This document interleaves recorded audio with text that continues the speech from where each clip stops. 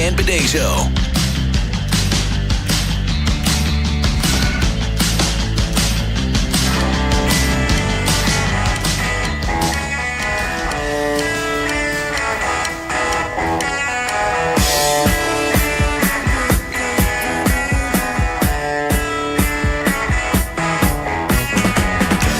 Good afternoon, everybody.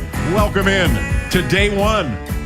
What am I talking about? Well, this ain't the Bruce Cunningham show anymore. No, it's now Bruce and Femi with my brand new co-host, Oba Femi. I am Bidet Show. It's great to see you. I'm excited, and we got a great day to start. Yeah, Uncle Bruce, the football gods were good to us today, weren't they? They really were. So I'm excited as well. I was flabbergasted. A lot of people around here have been lobbying me. They got to make this trade. They got to make this trade. My answer always was Eric DeCosta is not going to trade number ones. He just doesn't do that. Well, he did it. Yeah, I've been telling anybody that's willing to listen to me that I have a trifecta of moves that I think the Ravens are going to make. And this was the number one tier one move, which was either A.J. Brown acquisition or Max Crosby. So obviously I didn't know exactly which one was going to happen. This is the one that I wanted. I happened to be doing some streaming stuff this week, and a lot of people kind of tipped the cap. And once again, I don't have a crystal ball, but Coach Minter, everyone wants him to be successful. Right. And if you want to get his era and this staff's era off on the right foot, you're going to take big swings. You're going to do things a little bit differently. So this to me was kind of, right down the fairway. When you plug that into the overall atmosphere in the NFL of win now, then it makes even more sense.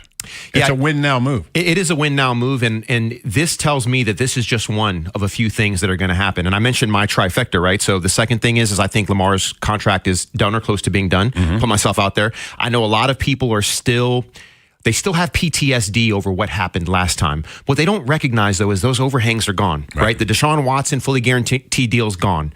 The idea that Lamar doesn't want to be here, that's all Mike Florio nonsensical things that people that aren't on the ground level here make up to get clicks. I'm never going to play with your emotions when it comes to these things, right? The Jalen Hurts deal made sure that Lamar understood that guaranteed money wasn't going to happen. Lamar signed his deal. They want to replicate that same deal, recoup some of that money, and guess what? Pay for guys like Max Crosby, re-sign Tyler Linderbaum, which is the third piece of my trifecta move, right? It's a tier one move done. Tier two, number two of those trifectas would be the Lamar Jackson deal. Number three would be Tyler Linderbaum. I expect all three to happen. Really? I do. And Wednesday at 4:00 is when the league the tampering window officially opens. Yeah, and that's when they can talk about it. So there's no press conference or anything scheduled until Wednesday, but we'll hear firsthand. But I got a feeling, like you said, by then we'll have a lot more to talk about. I don't think they would have made this high-profile move with a question mark hanging over Lamar Jackson. No, I don't think so either. I know that are they mutually exclusive? I do think they could be. And by the way, I told you kind of in our pre-show discussion that I did have a friend reach out to me and say, hey, maybe they did this because they think they're not going to be able to keep Tyler. I can see that is logical to some degree because that money can be repurposed now. Actually, but I don't see it that way. Tyler Linderbaum is the linchpin of that offensive line. He's young. He's in his prime. Yeah. And let's just talk about dollars for one moment. The reason that people feel a little bit uncomfortable about this is because of the number of dollars that could be allocated to the position, right? Right. The current highest paid center is making $18.5 million on a $256 million salary cap. That's 7% of the cap being allocated to the position. Right. If you do the exact same math, 7% of $301 million, that's a $21.3 million offer per year to Tyler Linderbaum. Maybe you add another $1 million to that. Let's call, because that's actually a raise. Yeah. That's a $22.5 million deal over the course of 4 years, right? I think you do that immediately. Now, if you start getting into 23, 24, 25, you have the teams like the Raiders who have $120 million in cap space. We're talking about funny money. Yeah. Okay, now that's a little bit different. I just believe that Tyler wants to be here. I think he wants to finish what he started. Going to Las Vegas, does that sound appetizing? Do you think you're going to be playing postseason games? No. Are you going to be challenging for a Super Bowl? All the teams that have the money to pay him are not going to be playoff teams. Right. So that's the give and the take. That's what you do. You give up a little bit of capital to be relevant, to live in perpetuity as a Raven, potentially with a Lombardi. I can tell you from experience, I've lived it. My brothers lived it. Do you know what it feels like to be forever etched in history? No. You know, that's such a power. I'm here because of that. Yeah. I would not be sitting here had I not had that experience. The ROI and value of that experience and those accomplishments pay you as long as you walk this planet. Oh, yeah. Especially in the city that you do it in. Yeah, yeah. Joe Washington, who I did the CFL games with, he had a Redskins Super Bowl ring. And we played free golf all over Canada because he knew how to wave that ring around. That's the kind of power that a Super Bowl thing brings, you know? I mean, it does something for you on a level that goes far beyond your playing days. And if you want to leverage it and pull it as a lever into the future, you know, I do numerous things, right? I'm an entrepreneur. I do consulting work. I work in analytics and health tech and all these different things. But the job that I get probably the most emotional utility from is being able to talk about the Ravens and talk about the NFL, something I love that I never thought I'd be doing. Had it not been for my time in Baltimore, and obviously I had a long career. I played 11 years. My brother played 10 years, but we're Ravens first, right? We don't even talk about the other teams, right? So being in this community, watching my kids be raised here, being able to be on CBS radio when it was CBS radio before it was with Odyssey, right? Being able to be the Ravens game day analyst with Jerry Sandusky for a couple years, right? I've told you that's your biggest credit. It is, but you know what's funny is that I still see myself more as an analyst and as a former player. Like I don't know where the value is. I just know how to talk about it. The value's there. I'll let you talk about it for me. But the point is that had I not experienced that, had I not been a part of that, I don't know. My life would be different. I'd be living in some alternate universe, you know. So hey, you know, I feel blessed and honored to be here, and I'm happy that we get to do this. And I'm glad you took it in that direction because you're on here a lot, but I don't know that people know a whole lot about your background. I'm going to get you started. If my memory serves correctly, your parents were educators. And didn't you spend time growing up in college dorms? Yeah, I did, yeah. So my dad is from Lagos, Nigeria. Right. He came to the U.S. on a student visa. You know, my mom's family's actually from Dublin, Ireland originally. She's like second or third generation Irish Catholic, grew up in Chicago. My brother and I were both born in Chicago. We moved back to Nigeria. Eventually, after a couple years, we came back to the States. My stepdad did his PhD at UC Santa Cruz. So we left Chicago, we moved to Santa Cruz, California, changed our lives, saved our lives, no doubt. We lived in family student housing for a number of years while he was doing his PhD. Then my dad became a preceptor, which is basically like a family that's you know how you have RAs in dorms? Yeah. Well, the preceptors are like families that live in the dorms. The RAs work for him, right? So we spent a good chunk of my junior high and high school years living in an apartment in the bottom of a school dorm. Wow. Exposed to college students and the college lifestyle while we were basically in high school, which was an amazing thing. Oh, yeah. Yeah. So, yeah, my dad got his PhD at UC Santa Cruz. My mom was a teacher. She has a master's degree in history. So if we didn't get certain grades, we weren't even allowed to play sports. You know what I mean? So it was always school first and then an athletics second. But, you know, was always a person who believes, and I have this saying that I kind of throw out there. There are no such thing as good teachers. There's only good students. And good students that are teachers understand that. Yeah. The idea that learning is dynamic. You never stop. It's never static because guess what happens? If you stop learning, how relevant is what you know to the students that you teach when technology and information continues to move forward in time, and you have to move forward with it. Yeah, that's true. That's true.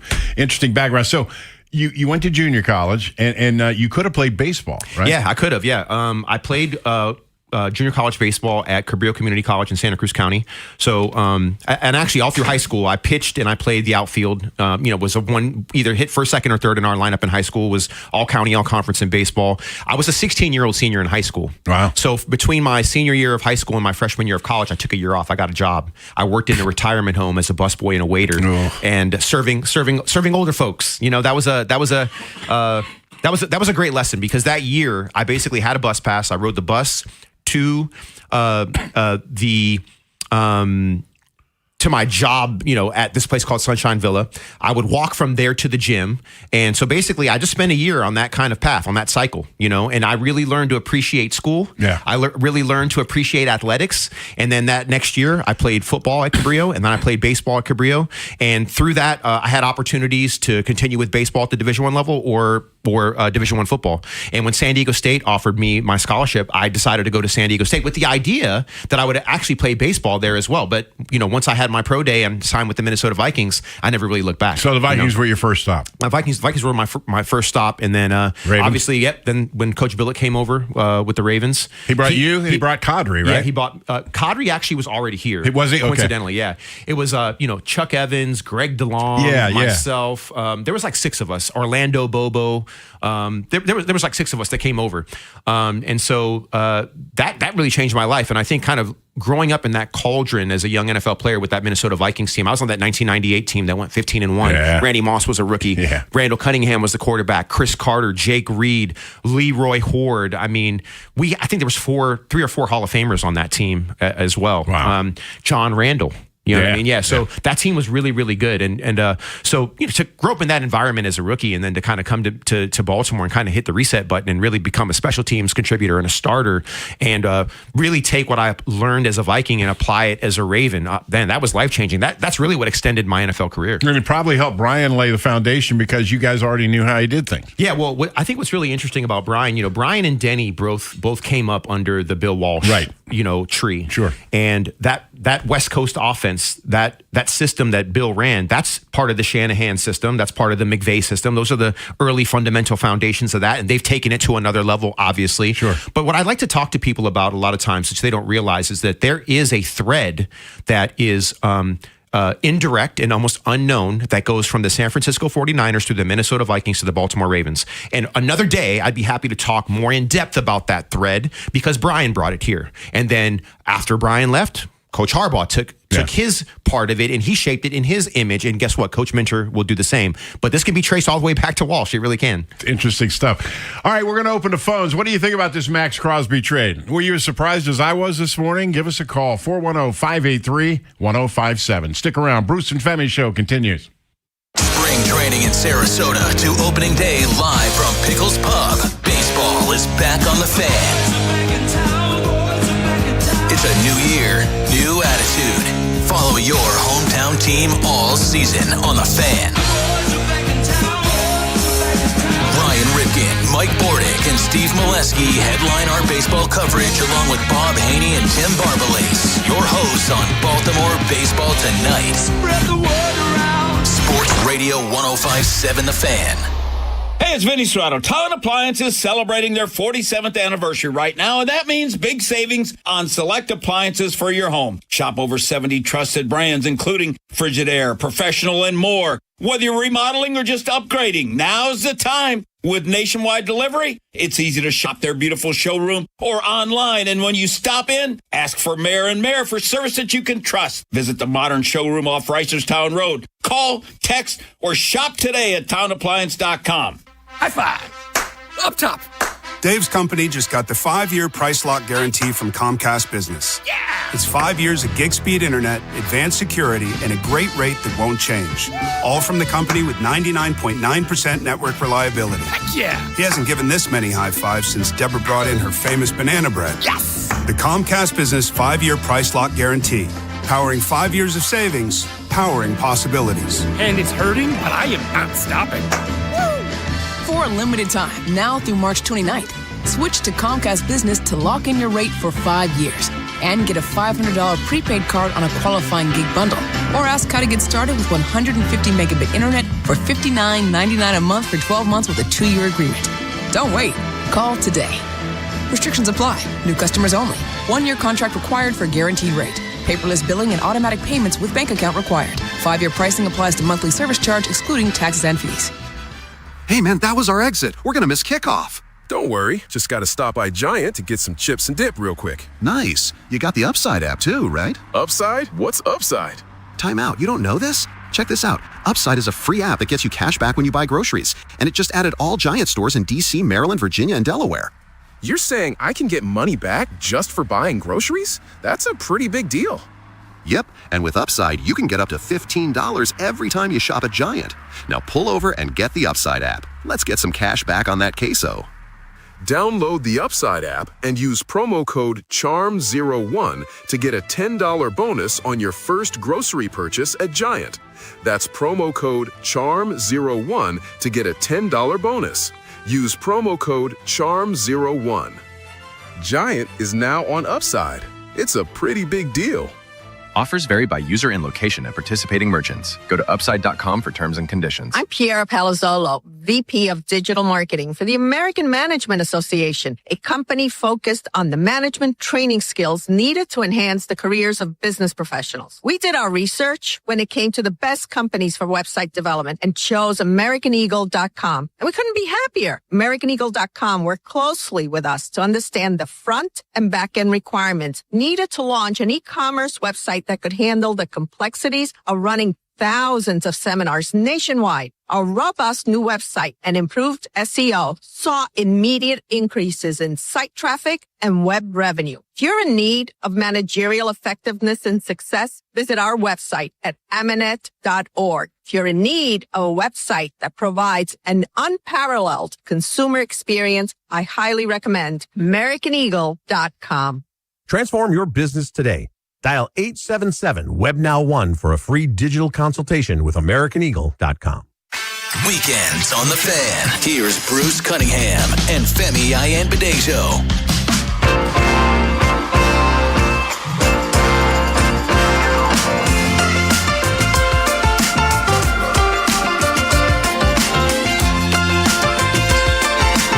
Welcome back, Bruce and Femi show on a Saturday.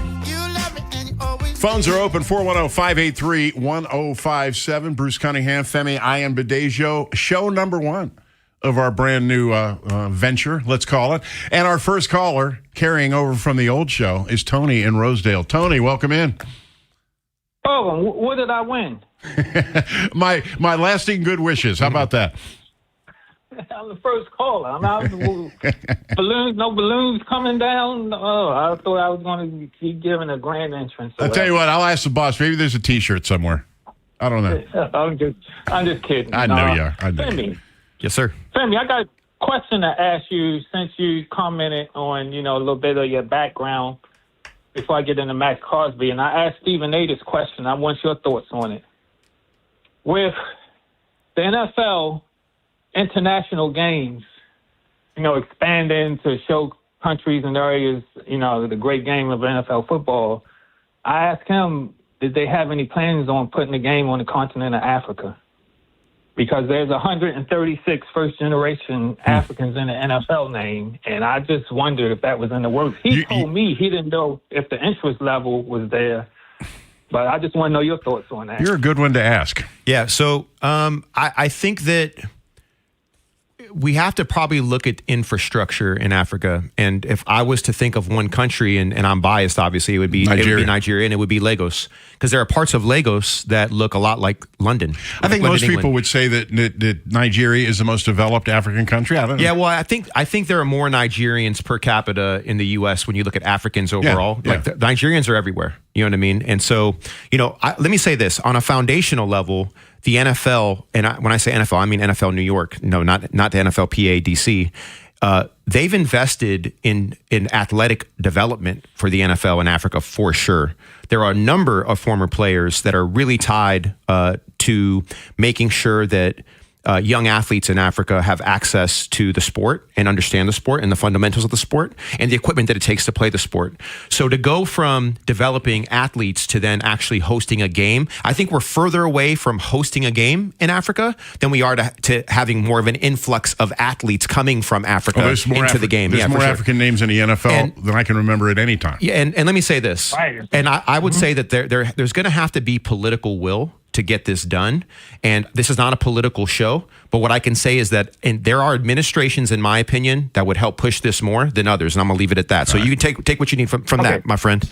Okay, I just wanted to know your thoughts on it. But on the Max Crosby, now yes, sir. In 2021, I was fortunate enough to go to that opening game for Las Vegas and that new stadium and all. Oh, I was at that game too. Lamar fumbled it away. Yeah, let's not open old wounds. Let's not do that today. I know, but I tapped the Raiders fans that were sitting near me, and I asked a question. I said, "Look, I don't believe in no reincarnation, but did you guys do something to preserve the body and reincarnate Howie Long out here? This guy Crosby's all over the place. That's who I thought I was watching, Howie Long out there. And I'm all for this, acquisition that we made. We had to give up 2 first-round picks, but I think it's a very positive sign that we're all in, and we're just trying to do what we can to bring home another world championship. Well, Tony Femi might have said it best a few minutes ago. He said that number 1 next year, that might be a 30, 31, or 32 now that you got Max Crosby, Oh, I lost him. Okay. Yeah. Well, thanks for the call, Tony. Yeah. Well, let me expand on what Tony said. I was at that game because I was working for Hearst and I guess 98 Rock at that time when the Ravens played the Raiders at the opening of the Death Star, and that was a wild game. The Ravens went up 14-0 in that game. Lamar was full Lamar mode, and he was reckless. Lamar, he had some great highlights and he had some a couple fumbles that were tough. The Ravens lost that game in overtime. They had every opportunity to win that game, and I remember flying back. After that game, just feeling completely gutted because it was one of those games that you felt you gave away. And that was probably a bit of a look into how that whole season kind of went. Yeah. I think Lamar ended up getting hurt at the end of that season. And I think Tyler Huntley ended up playing in the playoff game against Cincinnati. And you remember the goal line play. Yeah, I do. And Trey Hendrickson. That's how that happened. Once again, that's why I didn't want Tony to bring up old things and bring up old stuff, old things that make us, feel pain, All right, let's go to Keith at Owings Mills. Keith, what's up? Hey, what's going on, fellas? How y'all doing? Hey, Keith, how are you, Keith? Hey, what about, I'm just excited about this whole Max Crosby thing. It's like, especially for this to be our first official Saturday show together. So, yeah. Very exciting times. Hey, Bruce, can I ask your opinion on this? Yeah. Because I know you've been around for a long time. Do you think we might be in the start of a new Baltimore sports renaissance with Albanese and Mentor and bringing in Alonzo, and now we got Max That's a Crosby, good question. so- I hope so. There's a lot of positive things that we're seeing, and it would be nice to see them both on top of the standings again. But, seasons are long, and so many good things have to happen in order to make those things happen. But maybe we are, maybe we are. I agree. And, Bruce, I know you love soul music, and I'm an old soul in my 30s, but maybe a theme song for this year for Baltimore sports might be The Big Payback from James Brown. You know what I mean? That's not a bad idea at all. Very fitting. Thanks, Keith. Guys, appreciate you guys. I'll say it for everybody. I'm stealing it from you. Okay, so thanks, Keith. Let's get one more here. JT in Parkville. JT, what's up? Bruce, Femi, how you doing? Doing well. Hey, JT, how are you, brother? I'm glad you're with him, Femi, to get your perspective. Because me too. I mean, over a decade in the league, you bring a unique perspective. If I could, real quick, before I get to Max Crosby, actually, Bill Walsh's stretch is even further, because when Mike Holmgren left to be Green Bay's head coach, guess who he took with him? Andy Reid. Yeah. So he was Brett Favre's offensive coordinator in Green Bay, and then we know what happened. I think Gruden came out of there too, didn't he? Oh yeah, there's a whole bunch of guys that came out of there. Yeah, for sure. But I'm telling you, last night when I was listening to the national guys and the deal came down, I'm glad I was sitting. When people talk about game records in the AFC North, it's, of course, T.J. Watt and Pitt. It's Myles Garrett in Cleveland. And Baltimore's not mentioned since a guy who's going to be in the Hall of Fame in the next couple years. We finally got that again. Yeah. Yeah. Baltimore, I mean, no offense to the offense, but Baltimore swagger comes from, God rest his soul, Goose and Sam and McCrary and Burnett and Rod and all them starting from there to now. And we finally got somebody who can kick butt and take names. And it's a glorious day, and I agree with your last caller. I think Eric saw what Mike did, and he's like, wait a second, my buddy's pulling off all these signings and trades. I know it's not a competition, but he's like, we need something, so maybe I better start getting on the ball myself. All right, JT, thanks for the call. Guys. Appreciate it. Coming up, we're going to shift gears ever so slightly. It's still Baltimore, and it's still the spring, and we're still talking Orioles. Rich Dubroff, BaltimoreBaseball.com, joins us next. Big Bad Morning Show, Vinny and Haynie, and Inside Access. The Fan, baby! 105.7 The Fan. Hey, man, that was our exit. We're going to miss kickoff. Don't worry. Just got to stop by Giant to get some chips and dip real quick. Nice. You got the Upside app too, right? Upside? What's Upside? Time out. You don't know this? Check this out. Upside is a free app that gets you cash back when you buy groceries. And it just added all Giant stores in D.C., Maryland, Virginia, and Delaware. You're saying I can get money back just for buying groceries? That's a pretty big deal. Yep, and with Upside, you can get up to $15 every time you shop at Giant. Now pull over and get the Upside app. Let's get some cash back on that queso. Download the Upside app and use promo code CHARM01 to get a $10 bonus on your first grocery purchase at Giant. That's promo code CHARM01 to get a $10 bonus. Use promo code CHARM01. Giant is now on Upside. It's a pretty big deal. Offers vary by user and location at participating merchants. Go to upside.com for terms and conditions. In today's real estate market, the agent you choose matters more than ever. Choose Vinny Stio. Vinny sells homes 2.8 times faster and for 3.1% more than the average agent. On a $400,000 home, that's about $12,400 more in your pocket. Vinny has over 12,700 buyers waiting, which means your home may already be sold. Vinny Stio has helped thousands of families for over 23 years in real estate. Vinny's upfront written guarantee is simple and powerful. He'll sell your home at 100% of market value, or he'll pay you the difference. When you're ready to sell your Maryland or Lower Pennsylvania home, do your homework and call or text Vinny Stio at 410-793-1801 or visit vinnystio.com. That's Vinny Stio at 410-793-1801 or visit vinnystio.com. In today's fast-moving job market, staying ahead means keeping your skills sharp. At University of Maryland Global Campus, we help keep your capabilities cutting edge with our skills-based education programs designed to move your career forward. Explore more than 135 degrees and certificates in business, cybersecurity, and more. Get ready to succeed again with our affordable online programs. Classes start March 11th. Learn more at umgc.edu. Certified to operate in Virginia by Chev. We all hear the radio ads about the IRS. They tell you to be afraid, to be scared, and they try to frighten you into calling. I'm not here to do that. Tax Relief Advocates is different. TRA is here to tell you that if you owe money to the IRS, whether it's $5,000, $50,000, or $500,000, we have a solution. It doesn't matter if you're sitting in your car, at work, or with your kids. No matter where you are, call now. 800-575-9834. Don't lose hope. TRA can eliminate or reduce what you owe to the IRS. Generous programs are now available that can give you a fresh start. Our passion is taxes and helping individuals fix their IRS problems. We have over 1,000 5-star reviews on Google and an A+ with the Better Business Bureau. You don't need to be afraid of the IRS any longer. End your tax nightmare today by visiting us online at TRA.com or call 800-575-9834. That's 800-575-9834. Tax Relief Advocates. Real solutions for real people. The record holder. Emmitt Smith, now retired from the NFL, is considered one of the greatest running backs in the history of the game of football. During his career, which spanned 15 seasons, he rushed past Walter Payton to grab the NFL all-time rushing record. By the end of his career, he had 18,355 rushing yards to Payton's 16,726. Additionally, he's the only running back to ever win a Super Bowl championship, the NFL MVP award, the rushing crown, and the Super Bowl MVP award all in the same season. Weekends on the Fan. Here's Bruce Cunningham and Femi Ayanbadejo. You ought to be having fun. Wow. You ought to be having fun. Yeah, yeah. Put your troubles on the run. The best things in life are free. Welcome back. Bruce and Femi, a little East Bay stuff for Femi from Tower of Power.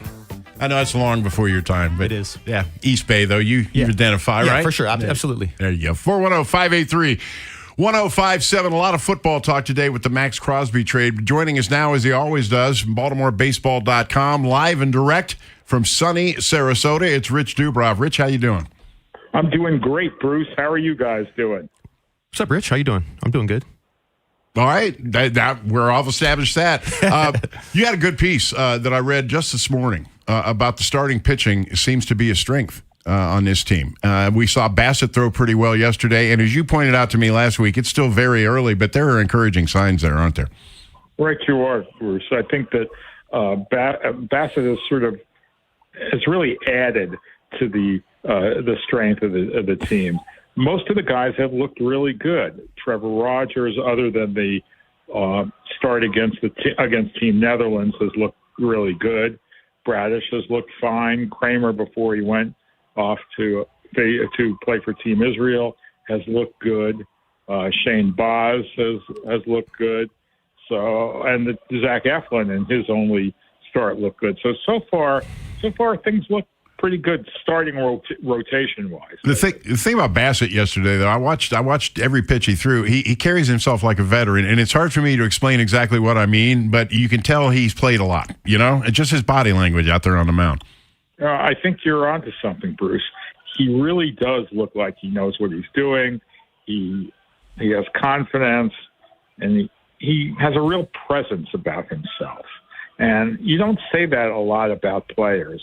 But as soon as he walked into that clubhouse, players started gravitating to him. Mm-hmm. He's a very strong and positive personality. And I know that he really does enjoy this team, and I think it's a good match for them. Hey, Rich, I'm absolutely consumed with the World Baseball Classic, and obviously, Gunner's the sole Oriole, on the team. Didn't get a chance to play last night. I mean, this team is so deep, but I was completely blown away by the young Contreras kid. Yeah. His dad obviously played a long time in the league. 17 years old, gets out of a jam in his first inning. Wheels kind of fell off in his second inning, but my goodness. And then Ramirez, Manny's son, hits a home run off the Giants ace. Logan Webb. Yeah, Logan Webb, exactly. Giants are my team. I can't even think of Logan Webb's name right now. But my point is that I'm consumed by it. My first thought is I hope Gunner gets an opportunity to perform. Obviously, he's uber talented. But what do you think about this young Brazil team and just kind of these young athletes that they marched out there yesterday?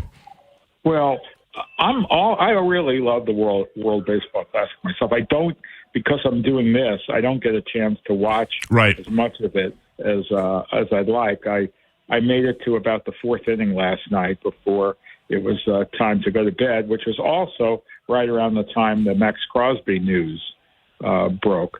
So I didn't have to wake up to that.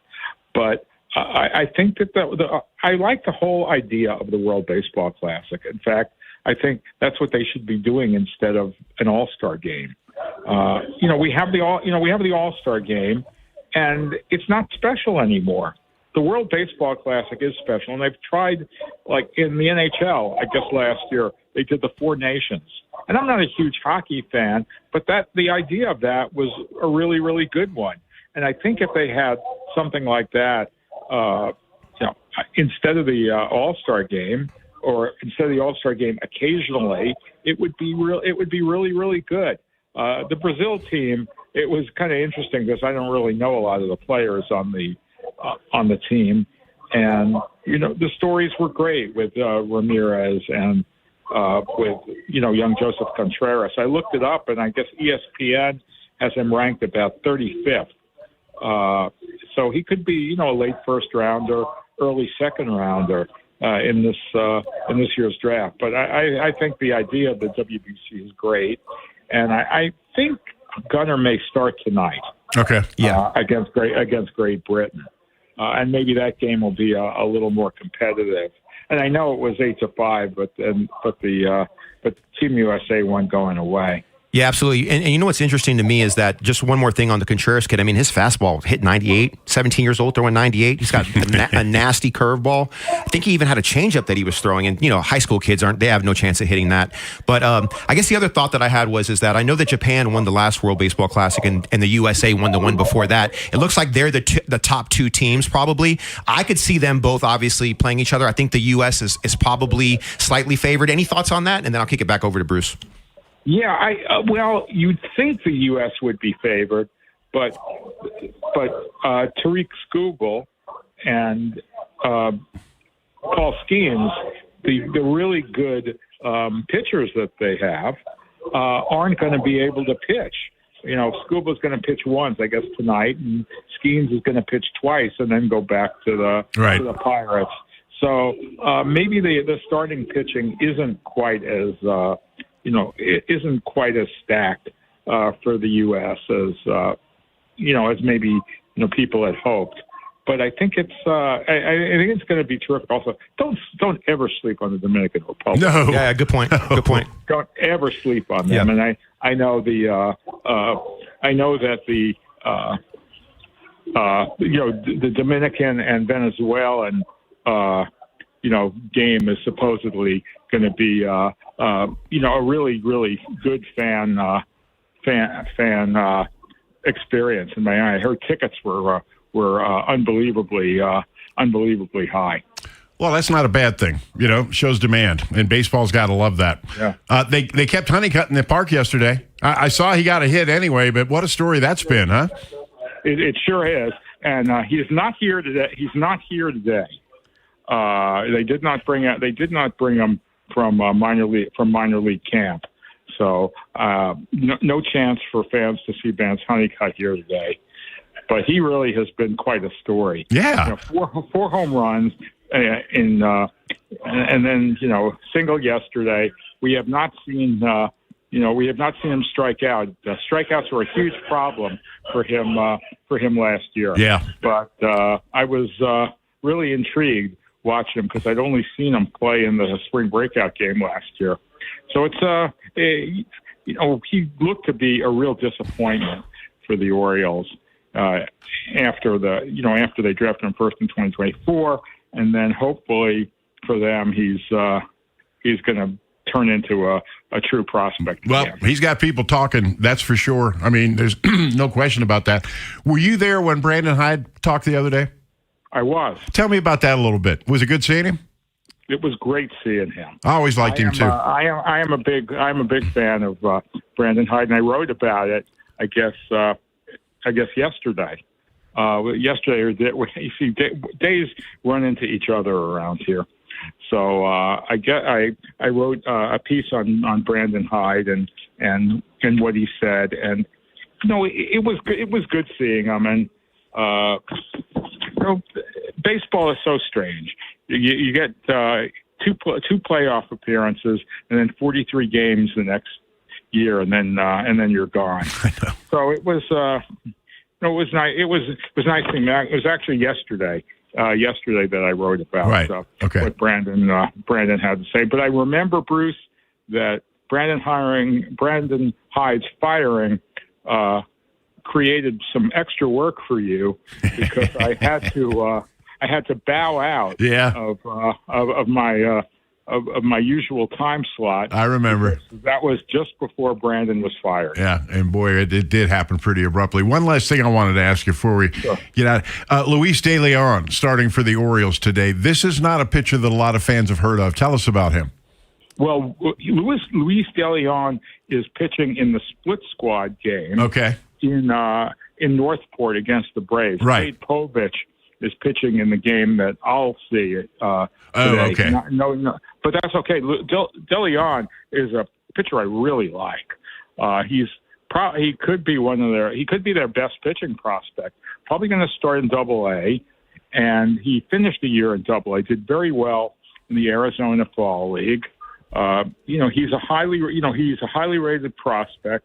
He's one of their Dominican prospects, and he could be the next Dominican prospect to wind up in the major leagues. He'll probably, as I said, start at Chesapeake, so fans could get a chance to see him early in the season in Chesapeake before he moves up to AAA. Yeah, that would be interesting. Chesapeake, they've had so much talent there over the last decade. It's almost mind-boggling. You sit back and you think of who went through that ballpark. Well, I'm going to tell you, the AAA rotation this year could be really, really good. Brandon Young who was sent down earlier today, right? And possible Cade Povich, who's going to pitch today. There may not be a place on the team for him. He may start there, as well as Trey Gibson, who is their minor league pitcher of the year. Nestor Herman, Levi Wells. So there are a lot of good young pitching prospects at AAA Norfolk. which was not the case last year. Not at all. I want to go back to something Femi asked you about the World Baseball Classic, about potentially moving it. Ben McDonald talked about it on the broadcast last night, and that's really the first talk that I had heard about it. And he suggested lengthening the All-Star break and play them both. It sounds to me, though, that you would rather see that rather than the All-Star game, or did I read you wrong? Yeah, no, I'd rather see that than the All-Star game. Okay. But I think that they're not going to. I don't think they're going to do that. Right. Also, I wouldn't mind in the All-Star game doing what they've done in other All-Star games, having sort of the U.S. against the world. Yeah. Instead of the American League against the National League. Because, I mean, the All-Star game was great when the teams didn't play each other, but every team plays each other now. Right. So I think the appeal of the All-Star game isn't quite there as it was, 20 years ago, I'd say. Well, this thing certainly has an appeal, Femi, and you got to give Major League Baseball credit for figuring this out, coming up with a new product, so to speak.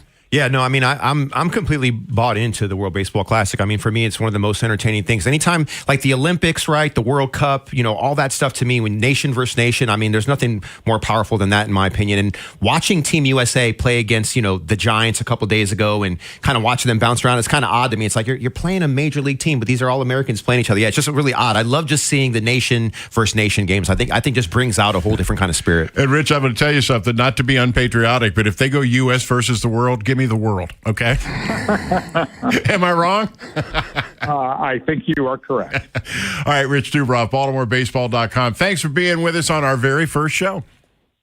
I thought we had a show 2 weeks ago. No, that wasn't official. It's official today. That was me moonlighting, Rich. That was a grapefruit league. Yeah, exactly. It was a preseason game. Well, Femi's from California, so it might have been the Cactus League. I don't know. It's one or the other, though. Yeah.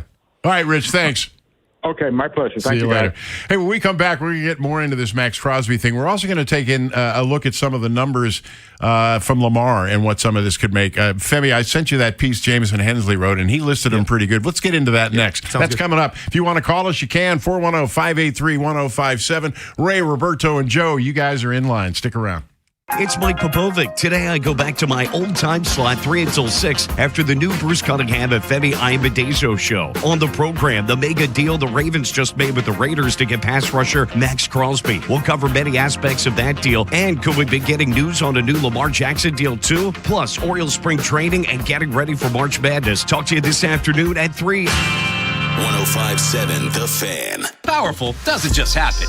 You have to make it happen. So the moment Total Wireless offers a free Samsung S25 FE with Galaxy AI, when you switch to Total 5G or 5G Plus Unlimited 3-month plan, you take the network as powerful as you, with unlimited 5G data that won't slow you down.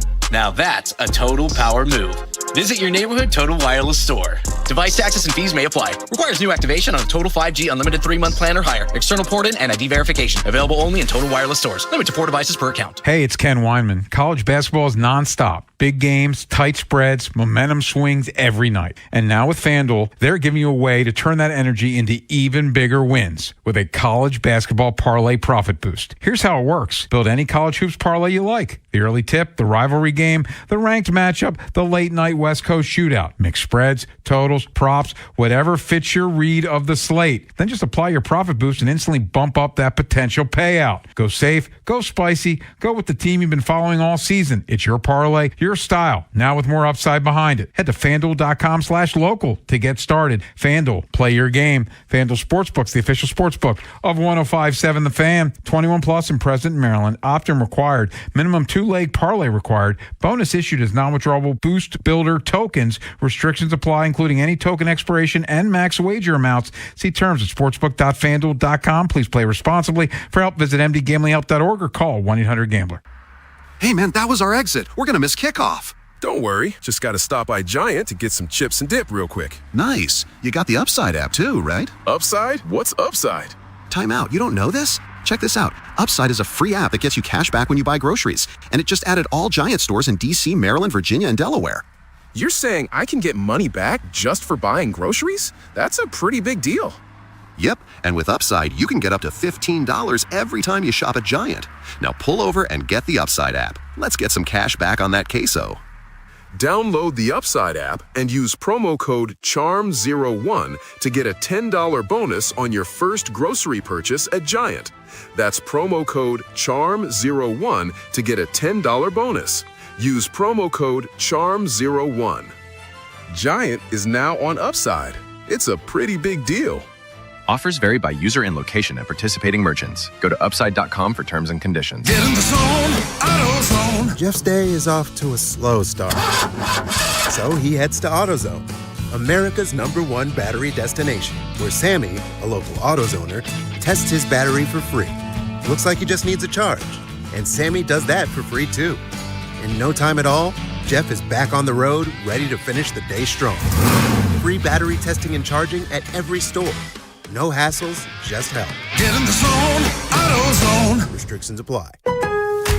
Want consistent color for every job? Milo's Pro Rewards members get a 20% paint discount on future purchases after paint annual qualifying spend reaches $3,000. Plus, order eligible in-stock paint and paint supplies by 2 p.m. for free same-day delivery by 8 p.m.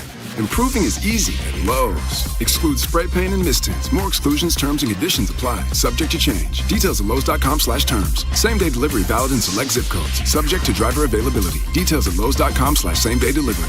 Did you know about 1 in 3 people with plaque psoriasis may also develop psoriatic arthritis, which causes joint pain, stiffness, and swelling?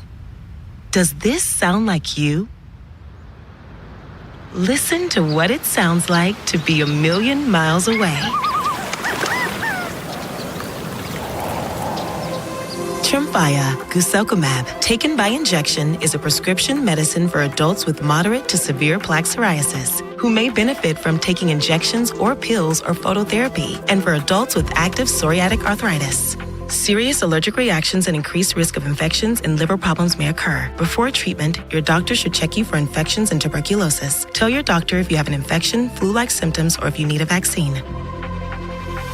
Imagine being a million miles away. Explore what's possible. Ask your doctor about Tremfya. Visit Tremfya.com or call 1-800-526-7736. Weekends on the Fan. Here's Bruce Cunningham and Femi Ayanbadejo.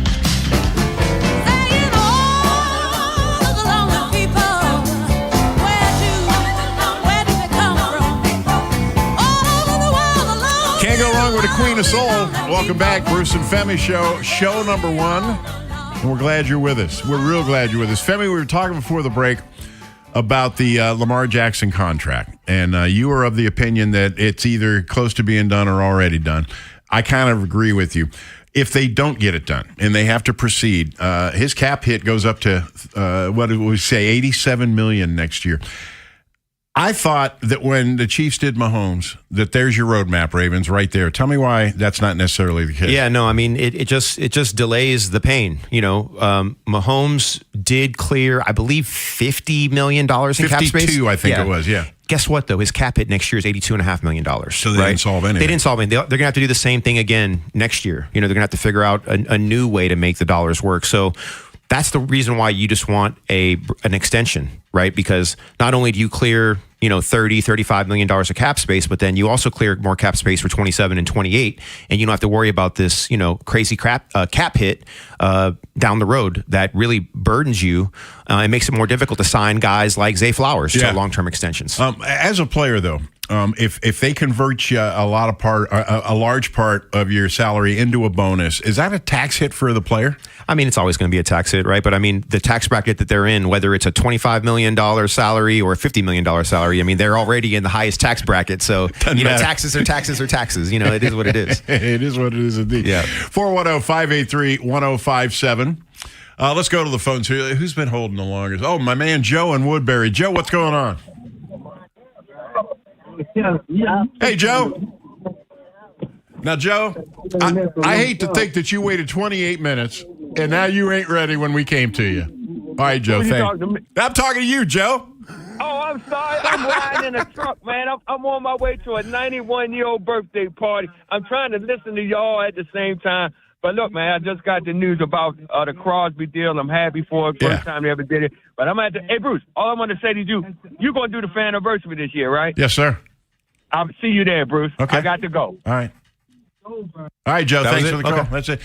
Do you know about the Faniversary? Yeah, I'm gonna be there. Well, we don't have a show that day. Yeah. Yeah. So okay. Well, there you go. So that's what I'm saying. Yeah. I was talking to Scott about it. Yeah. Let's go to Ray in Baltimore. Ray, what's up?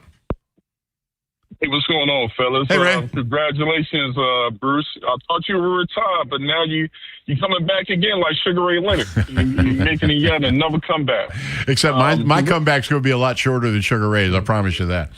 Absolutely, a big fan of Finny. You know, you're a legend around here on these airways, Finny. So congratulations to you as well. And I'm looking forward to this, listening to this new venture when it comes to this show. Thanks, Joe. I appreciate it, brother. No problem. Bottom line is this deal. So I'm gonna be quick. You know, Bruce, I'm always efficient. You know, when it comes to these deals, right? You know, Pete Alonso, Max Crosby, it's just we're in a new era, and we also entering into another era. We think we're in a new era. It's another era that opened up when it comes to Baltimore sports. It's the win now atmosphere. You got two, hungry manager and head coaches coming in. You got two big splash moves. So what does it mean for the landscape, Bruce? Because, you know, we go back to the Max Morgan days. What is the big landscape of what you see as far as this observation with this Max Crosby move and this Pete Alonso move with Craig Albanese and the Max Crosby move when it comes to Jesse Minter? I'll let y'all fellas. All right, thanks, Ray. I'm going to answer your question very succinctly. They were two huge moves with well-known players, and these are things that Baltimore fans are not used to. Baltimore fans are also coming off an unexpected, horrible year in 2025. I don't know if we're at the dawn of a new era, because the only way you can recognize eras is to look back at them. But I would say we're in pretty good shape here right now. You know, absolutely. And I think that the win now, you know, give it to me now, technology kind of accelerates everything. And there's just very little patience for a lack of success at this point. So, you know, in regard to the Max Crosby move, well, let's go back a little bit further. Right. The Ravens have been extremely successful as an organization since their foundation, since they first started in 96. Correct. I mean, I think the third winningest team since 1996, I believe. Okay. So I think expectations have always been high. And obviously the Orioles are legendary in regard to just how long they've been around and all the different Hall of Famers that have come through here. And obviously last season was a step back after 2024 when everyone kind of felt like they were going to make a playoff run. So to me, I think that the circumstances at 30,000 feet have, you know, pushed organizations from the top down to take big swings, because that's what you need to do to stay relevant in the community that you guys operate in. And we're not used to seeing huge moves in this town. Not like this. We're not. So there's always going to be a little bit of a shock factor. But there's good shock and there's bad shock. Fans are here for it. That's it. There you go. Let's go to Roberto in Baltimore. Roberto, what's going on? Hey, Bruce, it's Roberto Mike. How you doing? Hey, man, how you doing? How you doing, Mike? I'm doing good. I want to take a change of pace. And I want to do a rant about the Stronach group, the group that owned Pimlico and Laurel before the state took over. Now, they've been screwing up Maryland racing ever since they've been here. I mean, they came here because they wanted to get the casino gambling at the track, and they failed at that. They didn't even put up a bid, you know, and for the whole time, they've been trying to do okey doke and close Pimlico and get closer to Washington. They want The whole thing was towards Laurel. You know, they cut back Pimlico's dates, and now the state's taking over with it. But the final slap in the face is to have them limit the Preakness to 4,800 people. Femi and I were just talking about that. That's pretty severe. Ridiculous. But see, here's the thing, Mike. Think about how many people go to the infield at the Preakness, right? I mean, that's most of their gate, right? The infield at Laurel has a lake in it. I know, Bruce, but Laurel is big enough that even if they didn't do the infield, their grandstand apron. I know. It's big enough to have. Belinda Stronach is going to build her little chalet at the finish line, and they're going to charge everybody a whole bunch of money to go in there, and those are the only people that are going to be in the race.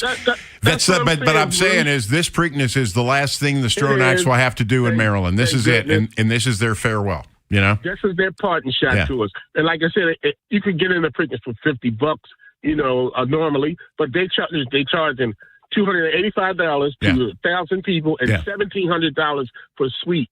So this is their parting shot. They screwed up Maryland racing, and I'm glad they're gone. But let's just hope it comes back strong. You know. Yep. All right, thanks, Bruce. All right, thanks, Mike. Femi, you got to understand, in this town, in horse racing, in baseball, they have a thing about traditionalists. They call them seam heads. Well, there's a seam head in racing too, and we got a bunch of them here in Baltimore. They don't like to see any change at all. I mean, you've observed me have a good time at a few Preaknesses, and we'll leave it at that. Okay. No, well, go ahead. No, you're fine. Go ahead. Well, we used say what to, you're going to say. I don't know what you're going to say, but we would send. And me. this is. I'm not going to embarrass you. This is about 2001, 2002. Aaron, you'll like this. We would send. We, meaning Fox 45. We sent about 4 or 5 people in the crew. And one of the members of the crew was on Femi Watch. And the reason one member was on Femi Watch is because Femi showed up with a whole bunch of great-looking women. So we had Femi Watch. I did. You did? You sure? Yeah. And Femi Watch, people competed for that. I want to know. You got it last year. No, seriously, you didn't even know that. I had no idea. You told me about that today for the first time. I didn't even know that was a thing. See, that's not embarrassing. I'm glad that social media wasn't what it is now. Oh, then. my God. All of us. Oh, I could not. In college. Can you imagine? In college? I would, you said you wouldn't be sitting. I wouldn't be sitting here if we had social media in college. I'd be doing a lot of explaining. I can tell you that. Well, I do that anyway. So anyway, okay, that's it for hour number 1. How we doing? We're having fun. I'll tell you that. 410-583-1057. We're going to get more into Max Crosby. Femi's got some other ideas about professional sports and the way things are conducted. That's all coming up. So stick around. This is the Fan, baby. Big Bad Morning Show. Vinny and Haynie. Inside Access. Live on YouTube weekdays 6 till 6. Search Baltimore 1057 The Fan. Subscribe for daily shorts right to your phone and never miss what you missed. The Fan. High five. Up top. Dave's company just got the 5-year price lock guarantee from Comcast Business. Yeah! It's 5 years of gig speed internet, advanced security, and a great rate that won't change. All from the company with 99.9% network reliability. Heck yeah! He hasn't given this many high fives since Deborah brought in her famous banana bread. Yes! The Comcast Business 5-year price lock guarantee. Powering 5 years of savings, powering possibilities. And it's hurting, but I am not stopping. For a limited time, now through March 29th, switch to Comcast Business to lock in your rate for 5 years and get a $500 prepaid card on a qualifying gig bundle. Or ask how to get started with 150 megabit internet for $59.99 a month for 12 months with a 2-year agreement. Don't wait. Call today. Restrictions apply. New customers only. 1-year contract required for guaranteed rate. Paperless billing and automatic payments with bank account required. 5-year pricing applies to monthly service charge excluding taxes and fees. Hey, man, that was our exit. We're going to miss kickoff. Don't worry. Just got to stop by Giant to get some chips and dip real quick. Nice. You got the Upside app too, right? Upside? What's Upside? Time out. You don't know this? Check this out. Upside is a free app that gets you cash back when you buy groceries. And it just added all Giant stores in D.C., Maryland, Virginia, and Delaware. You're saying I can get money back just for buying groceries? That's a pretty big deal. Yep, and with Upside, you can get up to $15 every time you shop at Giant. Now pull over and get the Upside app. Let's get some cash back on that queso. Download the Upside app and use promo code CHARM01 to get a $10 bonus on your first grocery purchase at Giant. That's promo code CHARM01 to get a $10 bonus. Use promo code CHARM01. Giant is now on Upside. It's a pretty big deal. Offers vary by user and location at participating merchants. Go to upside.com for terms and conditions. Did you know about 1 in 3 people with plaque psoriasis may also develop psoriatic arthritis, which causes joint pain, stiffness, and swelling? Does this sound like you? Listen to what it sounds like to be a million miles away. Tremfya guselkumab, taken by injection, is a prescription medicine for adults with moderate to severe plaque psoriasis who may benefit from taking injections or pills or phototherapy, and for adults with active psoriatic arthritis. Serious allergic reactions and increased risk of infections and liver problems may occur. Before treatment, your doctor should check you for infections and tuberculosis. Tell your doctor if you have an infection, flu-like symptoms, or if you need a vaccine. Imagine being a million miles away. Explore what's possible. Ask your doctor about Tremfya. Visit Tremfya.com or call 1-800-526-7736. This is WJZ-FM, Catonsville, Baltimore's sports talk at 1057 The Fan, and always live on the free Odyssey app. Weekends on The Fan. Here's Bruce Cunningham and Femi Ayanbadejo.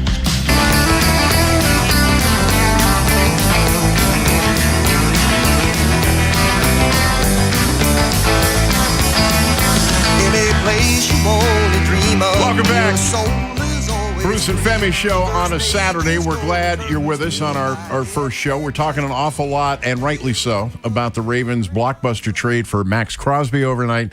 It won't be official until Wednesday, so nobody's going to talk about it till then. But the Ravens giving up 2 number 1 draft picks.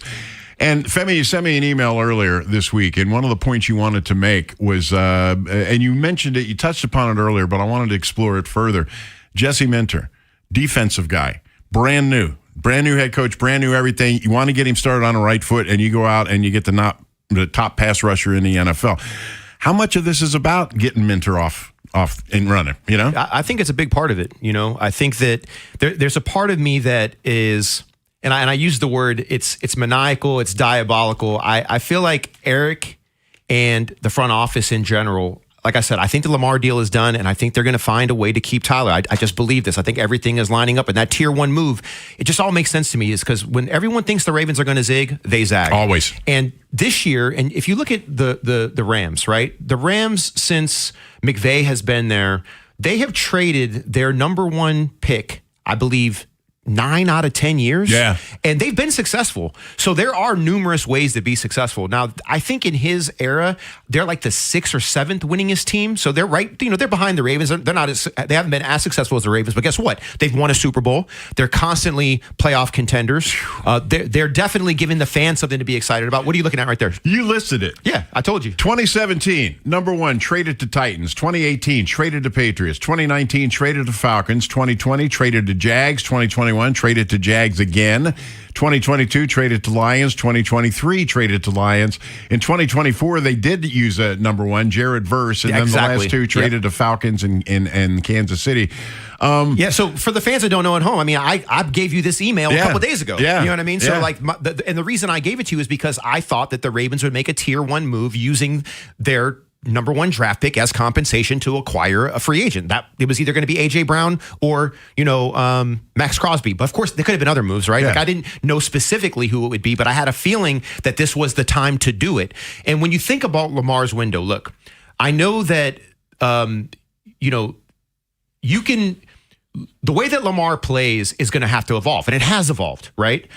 He will continue to develop his pure pocket superpowers. We know that he can get things done from the pocket. That's not the point I'm trying to make. The point I'm trying to make is that he's going to run less as we move into the future. Oh yeah, his arm and out of necessity. Right, exactly. Yeah. So the question is going to be how big is Lamar's window? Lamar, as this version of Lamar, that window is probably a little bit smaller. But Lamar's longevity, I think he has another 8 years still to be highly effective. You know what I mean? And so I'm not overly concerned with where's Lamar's ceiling and when do we start to see him dip as a effective NFL quarterback. I think that's way into the future. But in regard to this version of Lamar, I think there is a push and a sense of awareness around how they deploy these superpowers that he has and how to put a defense around him that closes out football games so he doesn't have to go back out there and do more dynamic things. Let him just play quarterback. And I think the Declan Doyle offense, this idea of using 21 personnel with these 2 tight end packages, getting under center, running outside zone, running boot, and all these different things are going to preserve Lamar. They're actually going to lengthen his window and effectiveness in this version of who he is today.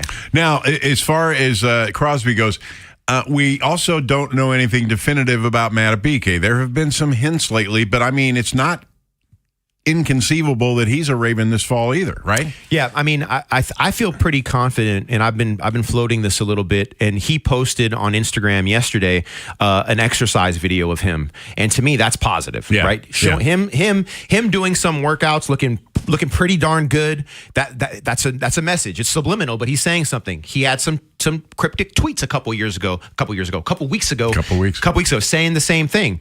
I've been talking to some people off the record who feel pretty good that he's going to be back next year. Now, there are going to be hurdles that he's going to have to cross to show that he's going to be able to take contact. But guess what? We have the offseason workout. He's going to have to get over that hurdle. He'll start conditioning. He'll get over that hurdle. He'll start doing football drills. He'll get over that hurdle. We'll start contact practices. He'll get over that hurdle. Then there'll be a preseason game. We'll probably get a little bit of run then. If we check all those boxes, he'll be out on the field. And guess what? I'm going to surprise people. I believe he'll do it. Okay. All right. Now, with Crosby coming in and Matabike potentially coming back, what was a liability next year could turn into a strength real fast. Absolutely. And you have a young Mike Green who's going to benefit from Max Crosby. Let's just go back to KVN. For those people that are worried, Max Crosby is 28, going to be 29. KVN, 2 years ago, had 12 and a half sacks. 12 and a half. The year before that, he had 9 and a half sacks. KVN was 32 when he had 12 and a half sacks. Okay. Think about what Max Crosby is going to be able to do working next to Travis Jones, Matabike, and a young Mike Green who's only going to get better, right? Now, the question for me is there enough capital to bring back Draymond Jones? I don't know. Yeah. Maybe you don't, but max cap hit is only going to be $7 million. Right. I think Chidobe Awuzie is extremely important. I do too. Now, teams might throw money at him, but he has this kind of great year, injured year, great year, injured year. Guess what last year was? It was a great year, right? So if things continue on that pattern, how do you mitigate that risk? I hope that Awuzie recognizes what's happening here in Baltimore and says, you know what I'm going to do? He's made some money, right? Some team might throw crazy money at him, but this kind of goes in the same vein of the Tyler Linderbaum. Are you motivated by money? Yeah. Or are you motivated? You keep returning to that. Yeah, because I think that all players are not motivated by just money. Right. Now, of course, they want money. They want to get paid, but you can't buy a ring. You cannot buy a ring. And it goes back to how we opened this whole monologue that I started with about my background and why I'm here today. I'm here today because I'm part of a Super Bowl team. My brother has cachet in Baltimore because he's part of a Super Bowl team, right? I played 11 years in the league. He played 10 years in the league. But all people want to talk about is the 2000 Ravens and the 2012 Ravens most of the time, and our experiences with that anecdotally. What does that mean? What does that shape? How does that shape our life and the opportunities that we get because of it? Tyler Linderbaum is on a Hall of Fame trajectory right now. You know what I mean? Yeah. I don't see how he would take $85 million over 4 years, over $80 million, because he gets to go to Las Vegas and do what? Rebuild and lose, right? And have uncertainty and not play with Lamar Jackson. Look, I think Fernando Mendoza is going to be a heck of a quarterback. I think that he has amazing talent, but football is the consummate team sport. You know what I mean? I think Mendoza is Andrew Luck. He's the comp that I come up with. When I watch it, the way he plays, he can run. He's big. He's got a strong arm. He's extremely intelligent.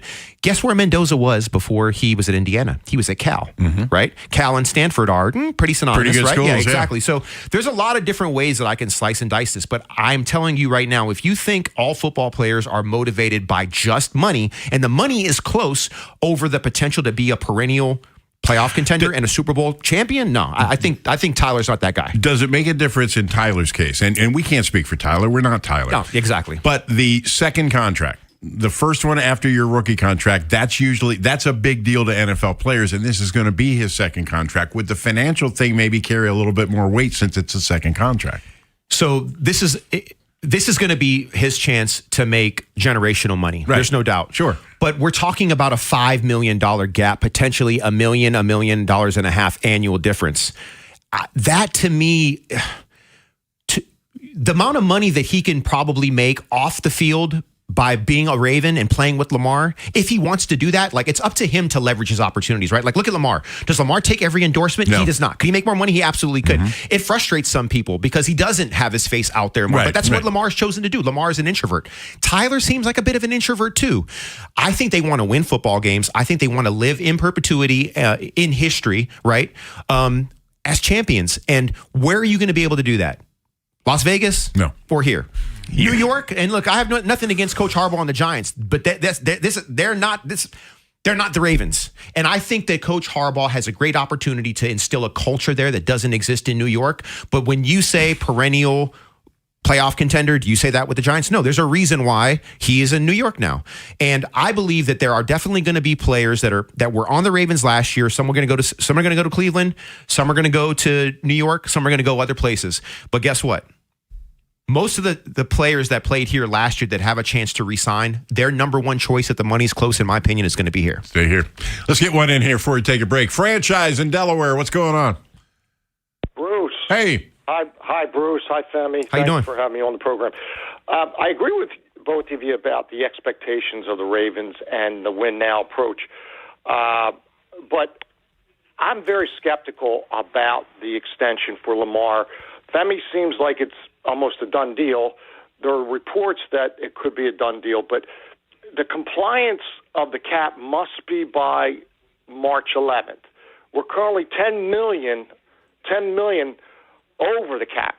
Now, in my No, 10 million over the cap based on what? It's 10. They're 10 to 12 under based on what I read just this morning. Yeah, they're $12 million under the They cap carried right now. that over from last year, didn't they? Well, it was actually 20, but you have to set aside money for the rookies. So they're 20 under the cap right now. But yeah, go ahead, franchise. I wanted to hear 20. your calculation of how they were under the cap. Yes. Is what you're telling me. Yes. Okay.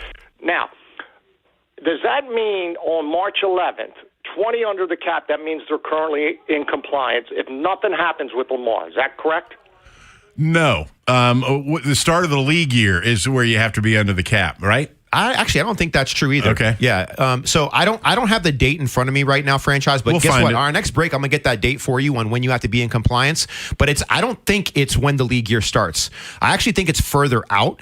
And the Ravens can clear. I went through this a couple weeks ago with you, Bruce. I think they can clear up to $70 million in cap space. There are still moves that haven't been done yet, franchise.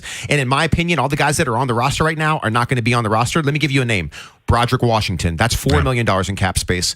We're hearing a lot about Humphrey, too. Humphrey, I think, could take a pay cut. I think they're going to keep him, but if he does take a pay cut, that's $7 million more into the cap space. Justice Hill, $3 million. There's a number of different moves, and I don't have that paper and document in front of me right now, franchise, but I feel very confident that A, they're going to clear more space, B, they'll be in compliance when they need to, and even the Max Crosby deal, his cap hit to the Raiders was $30 million. I think that the Ravens are actually going to have him at $7 million.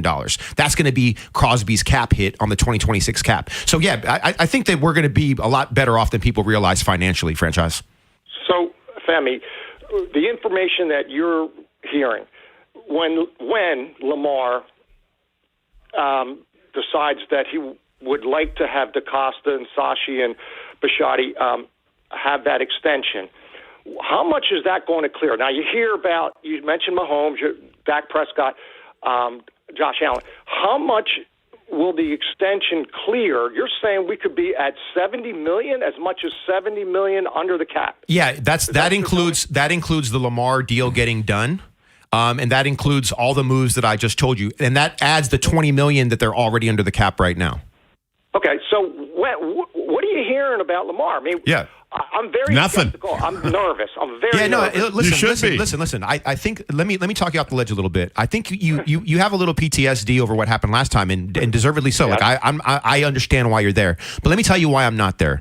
The Deshaun Watson deal was a fully guaranteed deal, which was driving Lamar's asking price. Right? We know that was a non-starter. That evaporated the minute that Jalen Hurts signed his deal. The minute that Jalen signed his deal, guess what? Lamar signed his deal 2 days later. Right? And that was, I think, a couple days. I think maybe it was a day or two before the draft, I believe. None of those things exist right now. Lamar's going to get more money. He's going to be the highest paid quarterback. It's going to allow the Ravens to make more moves. It just makes no sense for this to be delayed or not happen. Now, this is the other part of it. Even if it doesn't happen, I think the Ravens can clear $45 million in cap space by adding void years. Now, we don't want to add void years because then next year, Lamar's cap hit is $87 million. And you're going to have to do it again anyway. Then he's going into free agency as well, which creates a whole nother level of stress. I just think that there's too many things aligned the right way for this deal to get done. There's no downside to this getting done. That's the reason why I think that these overhangs that we previously had to deal with, those are no longer in the way. I believe this deal is already done. And I think that, and this goes back to my opening statement earlier, I think the Ravens in low-key way, maniacally, are letting the league sweat, thinking that this is kind of business as usual. Lamar's not engaging. All the negative things that the Florios and different, the Colin Cowherds are floating. I think they want everyone to think that. And to some degree, I know the fans are a little bit concerned. I am not. I feel like this is all going to get done. So hopefully my confidence in what I'm saying, and by the way, I don't know any of this for a fact. This is my way of communicating what I've aggregated by talking to different people in the know and recognizing the things that don't exist now that did exist in the past. Does that make sense? Yep. It does. Thanks for talking me off the ledge. Today's my birthday, March 7th. So happy birthday. Hey, guess what? My birthday was March 5th, franchise, so we're both Pisces. Nice. But I'll call you back on the 14th after free agency opens, and then you'll have to talk me off again. Okay. All right, let's do it. It's a date. Stick around, everybody. We'll keep the phones open. We got some action going on here. We're also as a facet of Max Crosby's game that we haven't talked about at all, and I'm going to bounce that off Femi coming up too. So stick around. Bruce and Femi continues. The Fan. When When you're away from your car, listen on the Odyssey, iHeartRadio, and TuneIn apps. Search 105.7 The Fan. Hey, it's Rob Long. You know me. I don't hype up a place unless they're legit. You've got to check out Elephant in the Room in Millersville. They are locally and veteran-owned. On Monday, March 16th, Chef Rock Harper, winner of Hell's Kitchen, will be hosting a private dinner with limited availability. A private event with one of the best chefs around? This is something you won't want to miss. Elephant in the Room, now open on Veterans Highway in Millersville. Tell them Rob Long sent you. Check out the great food. Visit eatdrinkelephant.com. Powerful doesn't just happen. You have to make it happen. So the moment Total Wireless offers a free Samsung S25 FE with Galaxy AI, when you switch to Total 5G or 5G Plus Unlimited 3-month plan, you take the network as powerful as you, with unlimited 5G data that won't slow you down. Now that's a total power move. Visit your neighborhood Total Wireless store. Device taxes and fees may apply. Requires new activation on a Total 5G Unlimited 3-month plan or higher. External port in and ID verification. Available only in Total Wireless stores. Limit to 4 devices per account. Gain a global perspective and specialized skills that many of today's top employers are seeking with an MBA from University of Maryland Global Campus. Study online and complete your degree in just 16 months for about $21K. Choose from MBA specializations in global business, marketing, HR, finance, and more. Classes start March 11th. Learn more at umgc.edu. That's umgc.edu. Certified to operate in Virginia by Chev. Hey, man, that was our exit. We're going to miss kickoff. Don't worry. Just got to stop by Giant to get some chips and dip real quick. Nice. You got the Upside app too, right? Upside? What's Upside? Time out. You don't know this? Check this out. Upside is a free app that gets you cash back when you buy groceries. And it just added all Giant stores in D.C., Maryland, Virginia, and Delaware. You're saying I can get money back just for buying groceries? That's a pretty big deal. Yep, and with Upside, you can get up to $15 every time you shop at Giant.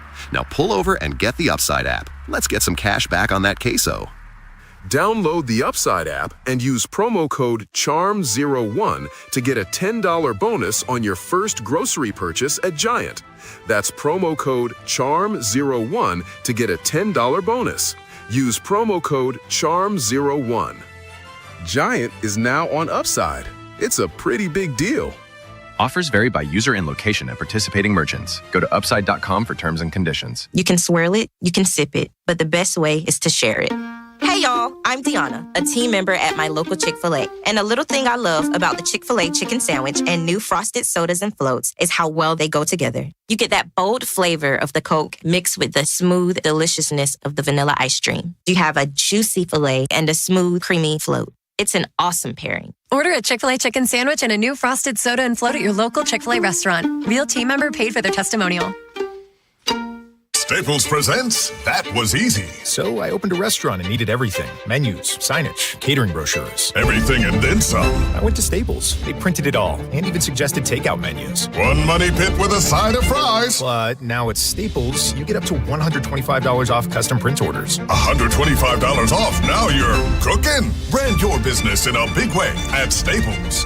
That was easy. Shop Staples in store, online, or in the app by 4/4 to unlock. Exclusions apply. Visit staples.com/print for details.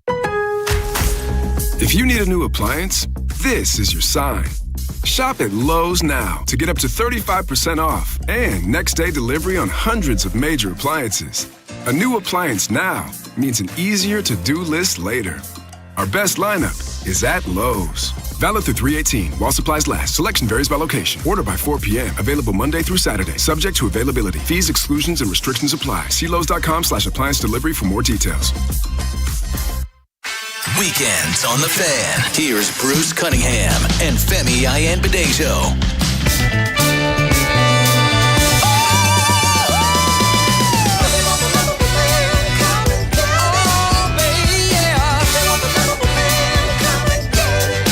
Welcome back. Bruce and Femi on a Saturday.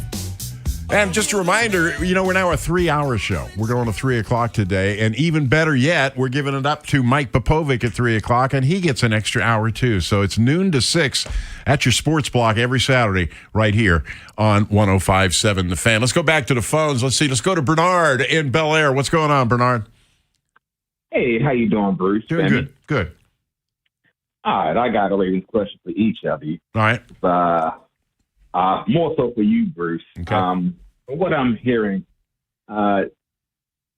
it's like broadcasters or commentators don't realize that we got Max Crosby.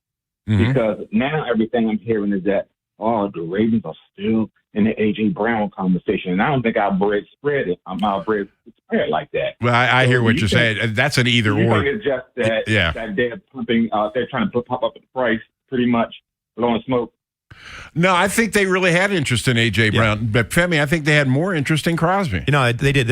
I made this point earlier, and I'll repeat it again. I think that they were going to make tier one move, and a tier one move would be acquiring some guy on offense like an A.J. Brown or a guy on defense like Max Crosby. I was always leaning toward the defensive move because it just made more sense.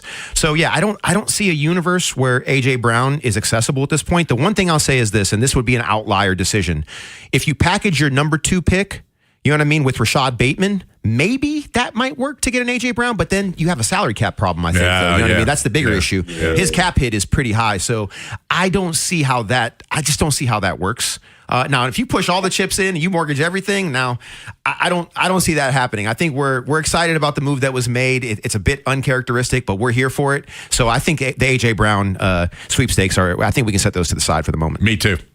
And that's what I thought. And secondly, for you, Sammy, being a running back in the NFL, I knew you'd probably be akin to this question. We got King Henry, and we got Mitchell and Ali backing them up. Now, I just see that all things being equal, and that's basically dealing with health also. If Joe Mixon, a free agent, is all ready to play, if he's willing, do you pull him in if you have the chance, or do you just go with what we got? Oh, man. Thanks for the call. Yeah, appreciate the call. You know what? It's funny. When I saw him get released, it entered my head for a moment. I just feel like Joe's had a lot of tread on those tires. You know what I mean? He's a warrior, and I'm a Joe Mixon fan. Dude runs hard. He's a really good running back. Like RBs to RBs, I tip my cap to him. I really appreciated the way that he's played. I just don't think he's a fit here. Now, maybe there's something that the coaching staff and Declan might see that might say, hey, you know what? Right player, right price, maybe. But like right now, I think, Keaton Mitchell needs to be more involved. He does. And if you're going to bring in another back, I think you got to bring in a young guy, just a real young guy, like a rookie. You got to draft somebody, in my opinion. Joe Mixon might be a guy I would consider if you release Justice Hill, but would you rather have Justice Hill or Joe Mixon right now? Give me Justice Hill. Yeah, okay, you know where I see Joe Mixon? In black and gold. That makes all kinds of sense to me, you know? You know what? He could be a fit in New York with the Giants. He could. You know what I mean? Like I think he could be a fit there. He might. There's some places that he could definitely work. He's not done. I just don't think he's a fit here. Let's go down to Southern Maryland. Mike in White Plains. Mike, what's up? Hey, how you doing, man? Doing all right. Hey, Mike. Hey, you know what? I love this Max Crosby deal. However, 2 first-round draft picks seem like something you give to a quarterback. Well, maybe we haven't touched on this yet, Mike. But the way I understand this, and I made some calls this morning too. Apparently, what happened is that they were ready to do a deal with Dallas. Dallas was offering a 2 and a 1, so the Ravens just upped the ante. That's why it had to be 2 number ones. Yeah, and also, Bruce, let's be honest, man. Let's just say the Ravens even make it to the Super Bowl next year, then their pick is 31-32. Exacally. It's almost like a second-round draft. Femi made that point right off the top. That's the first thing I said this morning. Yeah, that's the first thing I said. Yeah, so but just looking from outside looking in, you're like, wow, man, he did give up a lot, but I'm glad we got him. Me too. I agree. Hey, guess what, too? I mean, Sauce Gardner, what? I mean, it was 2 first-round draft picks, wasn't it? Yeah. Right? It was. Yeah, so, I mean, and I'd rather have Max than Sauce, to be honest, because the trenches matter. Look, if the DBs don't matter, if the trenches don't work. Exactly. Write that down, Mike. There's some truth for you. Thanks for the call, man. Let's take one more. Let's go out to Randallstown and Ken. Ken, what's up? Hey, Sammy and Bruce. Hey. I love you madly, and you can't take it away from me. Thank you. Listen, I called the day after Mike McDonald signed. Yeah. As the coach, and I said I thought Billick was losing his edge, or Billick. You mean Harbaugh was losing his edge. Yeah. I don't know if you remember the call, but now people are crying in the stew. I've been crying in it for 2 years, waiting for this coaching change. But anyway, I feel like Max Crosby is the first domino in what's going to be rated the best preseason dealing and trading and everything, because with him gone, they can really focus on Lindenbaum. I think Lamar Jackson is a done deal. I think if they don't advertise it, it's a done deal. It'll keep the league on the edge and everybody off course. You're right. Looking at my notes. He must be looking at my notes, huh? Ken, they don't have to say anything till Wednesday, and I got a feeling they're going to take all that time. Yeah, and you really prove Lamar's true colors and his priority. If his priority is truly a Super Bowl, the extension will get done quickly. It's the best place to do it, All he has to do is say, hey, structure it any way you want. I want to be the highest paid player, but structure it any way you want. I want a Super Bowl. But if the talks with him carry on, I believe it would be it could be detrimental to it. But I think he's going to be signed in time. Lindenbaum's getting a contract. I don't think they can keep him, and I'd rather he's gone. Kohler, because he's a really good run blocker. Unfortunately, Kohler might be gone too, in my opinion. I heard yesterday that the Kohler market is booming. It is booming. I mean, look at Josh Oliver. Kohler's a better player than Josh Oliver, in my opinion. He got 3 years, $22 million from Minnesota when he came out, and that was on a different salary cap situation. So, I think it's going to be hard to keep Kohler. But the guy that I love, and you can tell me what you think about it, is I love David Njoku on the market. Oh, I do too. You know what I mean? If you From lose the Kohler, Browns. and you lose Likely, David Njoku could come and fit right in, plug and play. He would be a perfect number 2 tight end in this system because you need 2 tight ends that can run, block, and catch, and he checks every box for me. I tell you, I've looked at that guy, and he's a Raven killer. He blocks out the sun, doesn't he? Playing in Cleveland, it doesn't affect his numbers. Playing against good defenses, he's really good. But I kind of thought that he was gone. No, Njoku, no, he's a free agent. Remember, he's with Cleveland. He basically said, "Cleveland, thank you," tipped his cap, and said, "Hey, I'm available. What's up?" So I'm hoping maybe he's a fit for us. As the kids used to say, he pieced out. Yeah. Can't think. Njoku, is he? Would he be in line salary wise? Yeah, he'd be $8 or $9 million a year. Yeah. They'd have to pay. All right, Ken, thanks for the call. We got to hit a break here. When we come back, we're going to tell you something about Max Crosby that maybe you hadn't thought about, and also the way the Ravens, the way they, let's say, interact with other teams. They were more comfortable interacting with some teams than others. That's about to change too. Me and Femi will talk about that next. Stick around. The NFL Draft happens next month. Welcome to the NFL Draft. But we've got it covered now with insights and analysis from the Fan's Vinny Serrato, former NFL general manager and director of player personnel. He'll go up and get the ball. I mean, it was impressive watching him on film. But he is a really good tackler. He'll come up hard, aggressive. Every day, Vinny provides grades and predictions for Ravens players and teams in our division. Baltimore Ravens select. Never miss a moment. Subscribe to Vinny and Haynie on the free Odyssey app. That same Louisiana spice flavor y'all love about our chicken. Yeah, we did that to crispy Alaskan flounder and butterfly shrimp, too. Love that seafood from Popeyes. Xfinity Tech Support, Matthew speaking. Hi, I live in a pretty remote place, like Jurassic Park remote. Wow. Will Xfinity Mobile work out here? Yep, the combination of reliable Wi-Fi and 5G makes it so that you can stay connected in all kinds of places. Plus, you get access to ultra-fast speeds and coverage, whether you're poolside or out live streaming with a T-Rex. Hold still, you're about to go viral.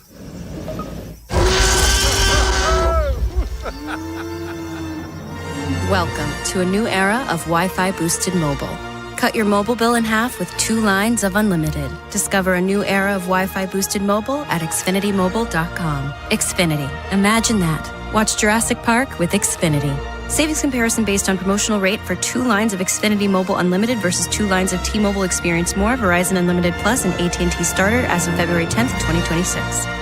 Just hearing the word IRS can make people break out in a cold sweat. No one wants to deal with the IRS, and now you don't have to. The good news is Legal Tax Defense has been successfully negotiating with the IRS for more than 15 years. It doesn't matter how much you owe, whether it's $5,000 or $5 million. You deserve the best in the business on your side, and that is Legal Tax Defense. Even if you're working with someone else and just want a second opinion, there is no cost or obligation to call. They can prevent levies, liens, wage garnishments, even file back tax returns. And the best news about Legal Tax Defense is they won't take your case unless they know they will reduce or eliminate your tax debt. Call Legal Tax Defense right now for a free no-risk consultation. 800-284-1238.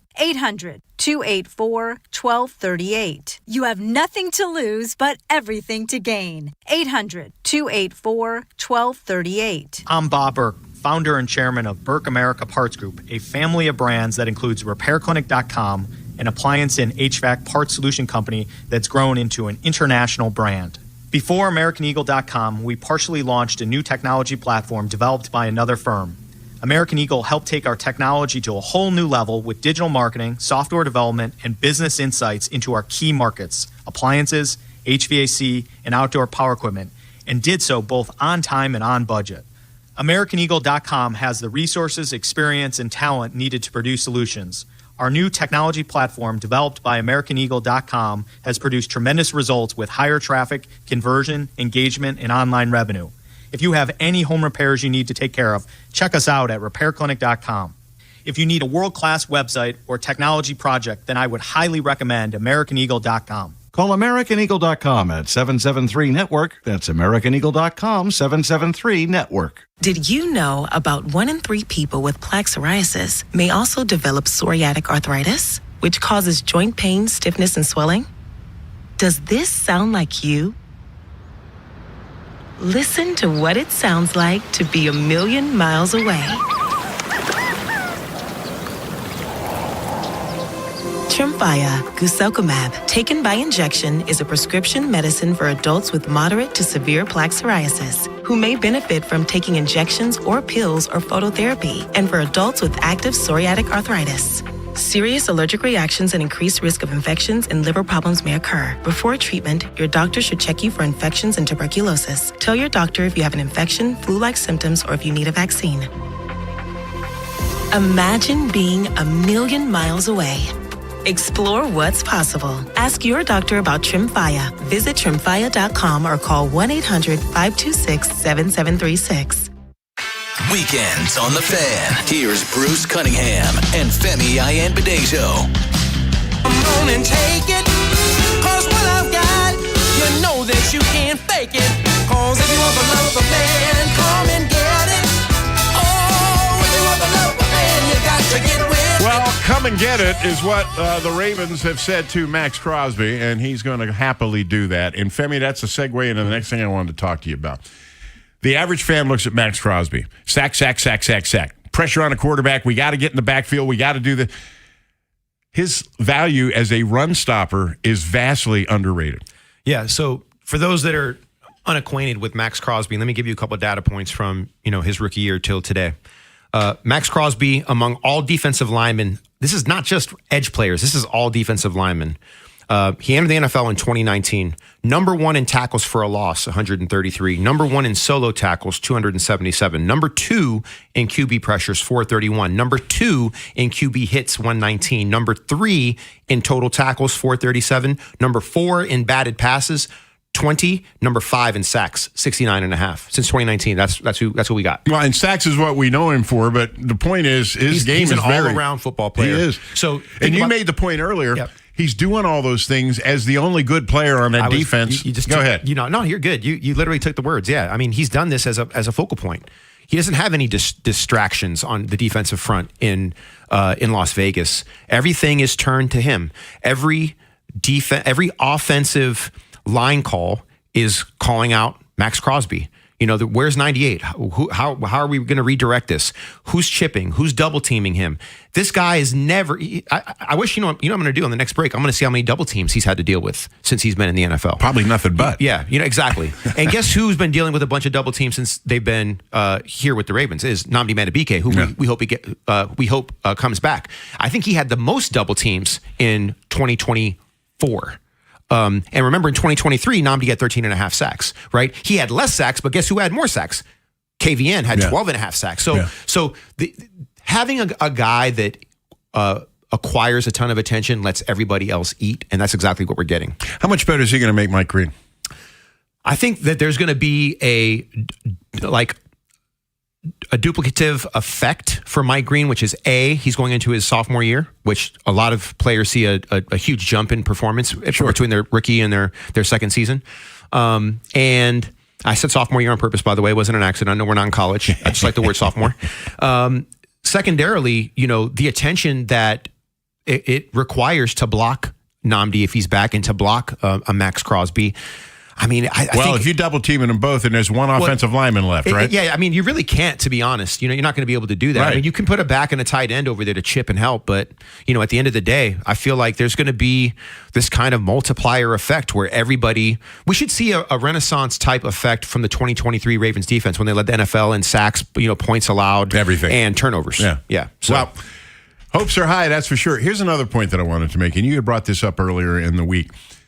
During the Harbaugh era, particularly the last couple of years when Jim is coaching at Michigan and he's with San Diego, they had a nice little system, the two brothers here. It's almost like a farm system for coaches. Mike McDonald leaves here and goes there, and then he becomes a Super Bowl champion.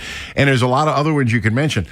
But that dynamic changes now because the Harbaughs aren't here. You suggest that other teams that possibly these deals can get done with now are the Giants and the Browns, and for obvious reasons. Yeah, I think it would be naive for me to sit here and not think that there's going to be some player sharing. What do I mean by that? I think Tony Jefferson is a great high candidate to be a Raven again. He was already here. He understands Jesse's system. Who else from the Chargers? Probably more, I'd say 75-25 defensive players versus offensive players, just because Jesse's a wizard on defense. I mean, he was a defensive coordinator. So my assumption is more defensive players will come. Just like when I came over to the Ravens from the Vikings, we had more offensive than defensive players come.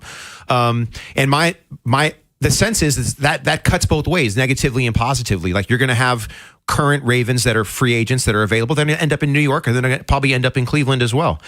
So we'll see how it goes. But I anticipate, if I have to put a number on it, my guess is there'll be four former Chargers that will be Ravens this next season. And one of them is one that they just traded to the Chargers last year. He's a free agent. Oweh. Yeah. I don't think they're going to take a look at him. No, I don't think so. I think his price is a little bit too high. I think the question I have is, do the Ravens decide to either, if Tony Jefferson comes, I don't think they re-sign Alohi Gilman. Okay. Right? And he didn't do much last year. I thought he played pretty well, actually. He had some missed tackles. He faded as the season went on, though. He was getting beat a lot. You see it differently than me. My biggest issue with Alohi was that the highs were high and the lows were low. Yeah. But I felt like he brought something. I mean, there was an immediate return on investment when he came back here. I mean, this defense played a lot better. Yes, competition matters, who you play matters. Mm-hmm. But that being said, you can only play the teams on your schedule. I thought he did a really good job. And guess what? The acquisition of Alohi allowed Kyle Hamilton to be that big nickel, right? To do all the things that he does, right? So the defense, there was definitely an infusion, an injection of energy when he came. Now, does that mean that he comes back? I think he's going to get paid by somebody else, honestly. I think he has value. He is a solid professional safety. You know what I mean? I think he will bring value to some team. Now, will it be here? If you have a choice between signing Tony Jefferson and having Alohi Gilman, you probably bring in Tony Jefferson and you play with that three safety look. The Minter defense wants to play cover 4 and cover 2, a lot of cover 2, and having three safeties that play at the same time and allowing Kyle Hamilton to kind of be that linebacker, rush, cover, jack of all trades, style player. They also spent their number 1 draft pick on a safety last year. And rookie years are never easy, but I don't think he became the player they wanted him to be his rookie year. Yeah, so I think Malachi was thrust, obviously. Quickly. Yeah, the Ardarius, and this is another thing. Let's talk about Ardarius, right? Yeah. Ardarius is another player that could also come back. Now, do you bring back Ardarius and Tony Jefferson? No. You probably not. No. Do you bring back Ardarius and Alohi? No. You probably, if I'm talking about 3 guys, you bring back one of them. I'm going to say this. I think Tony, for me, of the 3, I'm not saying this is what I would do. I would say Tony Jefferson, if he wants to come back here, he's probably the number 1 choice. How's his health? His health is good. He had a heck of a year last year. Okay. I mean, he played amazing last year. He was solid. I think under-discussed and probably had a better season than any of the 3 guys. Obviously, Ardarius coming off the Achilles tear, right? His first couple games back, it was a little shaky. And yes, did he play great in the Pittsburgh game? There's some things you probably want back from that. But overall, for him to come back in 7 months from that injury is incredible. And I love him. He made huge plays. Yeah, when I he was liked healthy. him too. He's a good dude too. He's good in the locker room. He is a typical Raven through and through, undrafted. undrafted, playing above his weight, making big plays when it was required, I would be extremely happy. To be honest, I'd be happy with either three of those guys. I think that there is a role for those guys to play. But if you ask me who is it going to be, I would say it's Tony Jefferson 1, Ardarius 2, Alohi 3. Okay, that sounds about right. So coming up, we're going to hit the phones one more time. We also are going to talk a little bit more about this whole Max Crosby thing and find out what it means in terms of the salary cap. We haven't touched upon that because Max Crosby ain't cheap. In fact, when they make this trade official on Wednesday, they will have two guys on the roster who have been the highest paid player in the NFL for about a week, Max Crosby and Lamar Jackson. Anyway, that's all coming up. Stick around. Bruce and Femi continues.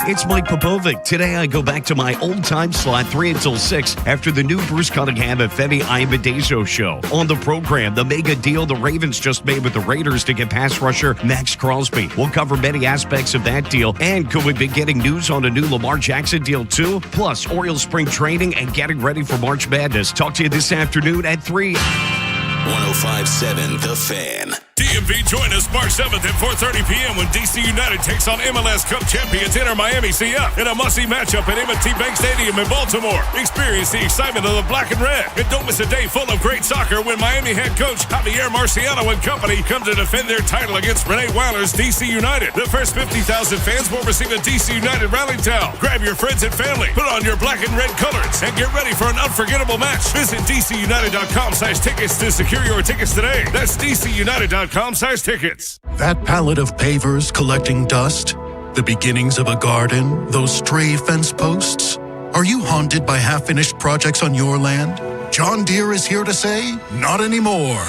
Our compact tractors allow you to swap implements easily, and they're backed by the nation's largest dealer network.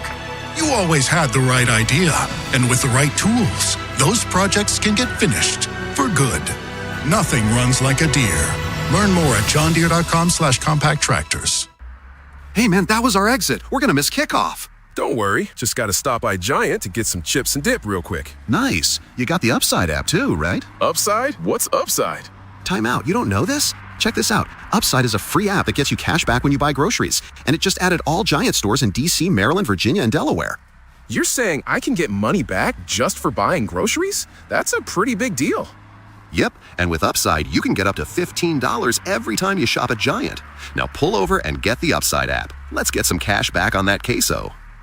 Download the Upside app and use promo code CHARM01 to get a $10 bonus on your first grocery purchase at Giant. That's promo code CHARM01 to get a $10 bonus. Use promo code CHARM01. Giant is now on Upside. It's a pretty big deal. Offers vary by user and location at participating merchants. Go to upside.com for terms and conditions. In today's fast-moving job market, staying ahead means keeping your skills sharp. At University of Maryland Global Campus, we help keep your capabilities cutting edge with our skills-based education programs designed to move your career forward. Explore more than 135 degrees and certificates in business, cybersecurity, and more. Get ready to succeed again with our affordable online programs. Classes start March 11th. Learn more at umgc.edu. Certified to operate in Virginia by Chev. Shopping with your parents can be embarrassing. Why would they sell jeans with holes in them? I'm going to speak to the manager. Mom! That hoodie is giving. You should get it. YOLO. Thanks to the Chase mobile app, your kid can shop independently while you keep an eye on their spending. So you can go from... We can be twinsies. To... How was shopping? Saw you stayed on budget. Thanks, Mom. Freedom for kids, control for parents. That's family banking from Chase. Account subject to approval. Chase mobile app is available for select mobile devices. Message and data rates may apply. JP Morgan Chase Bank N.A. member FDIC. This is the story of the one.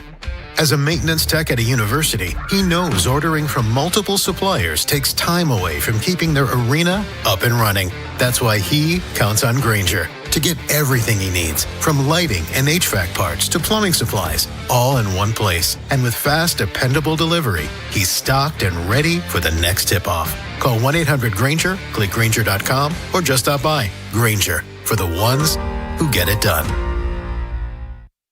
Weekends on The Fan. Here's Bruce Cunningham and Femi Ayabadejo.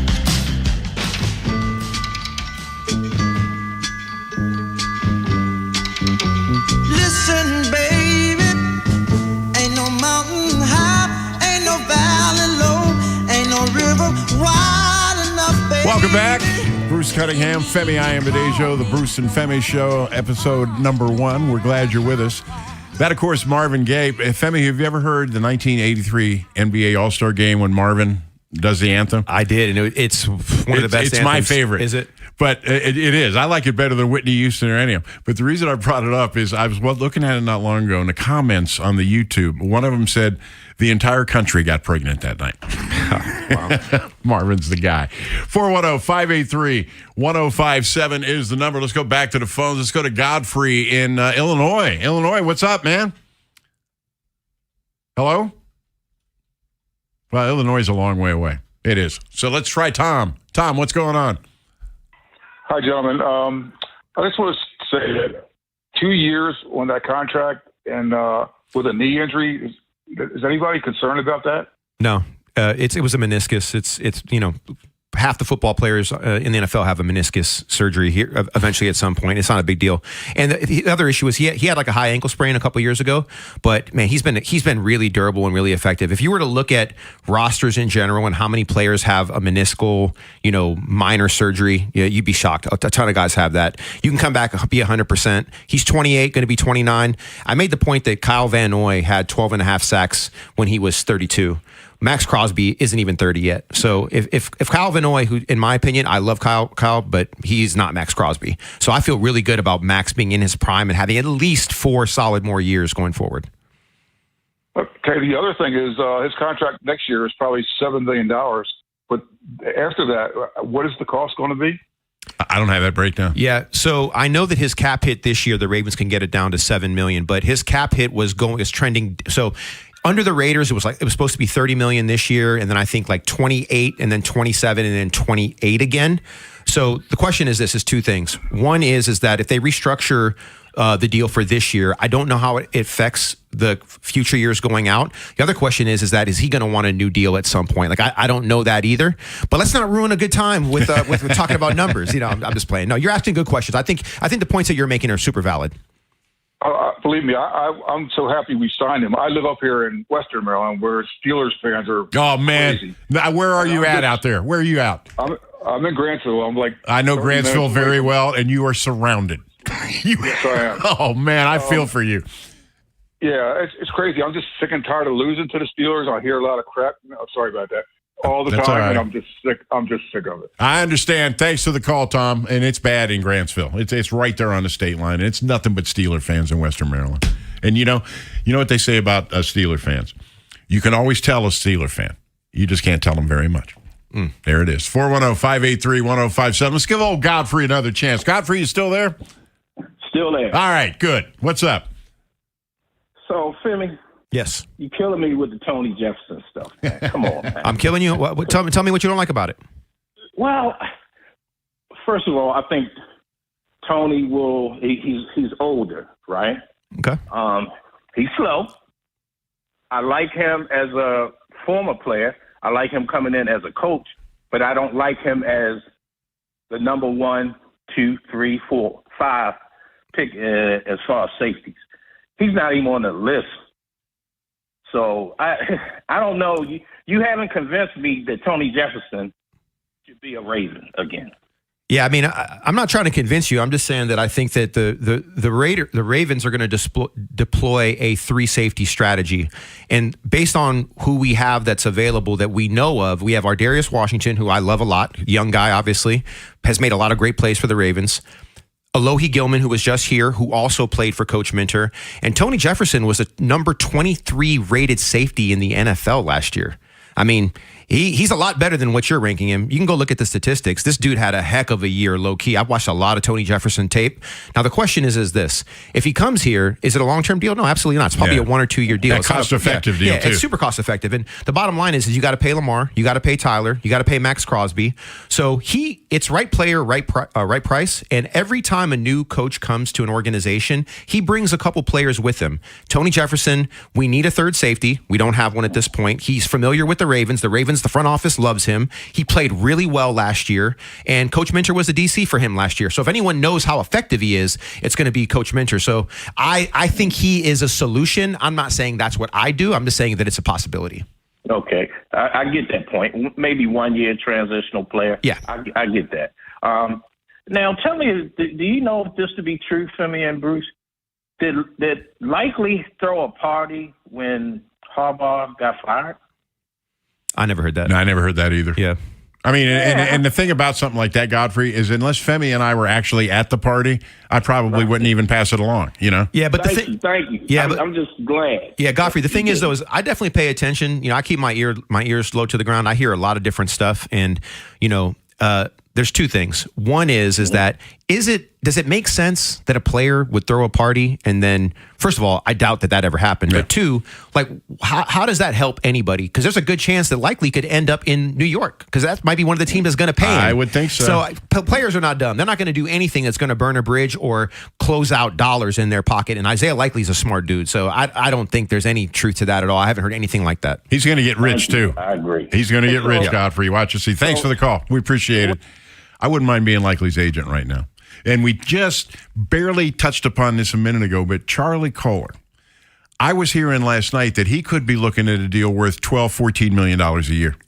Yeah, I mean, I don't think it's that high because that's Mark Andrews' money, and that's probably just below what Isaiah Likely is going to get. I don't think it's that high, but guess what?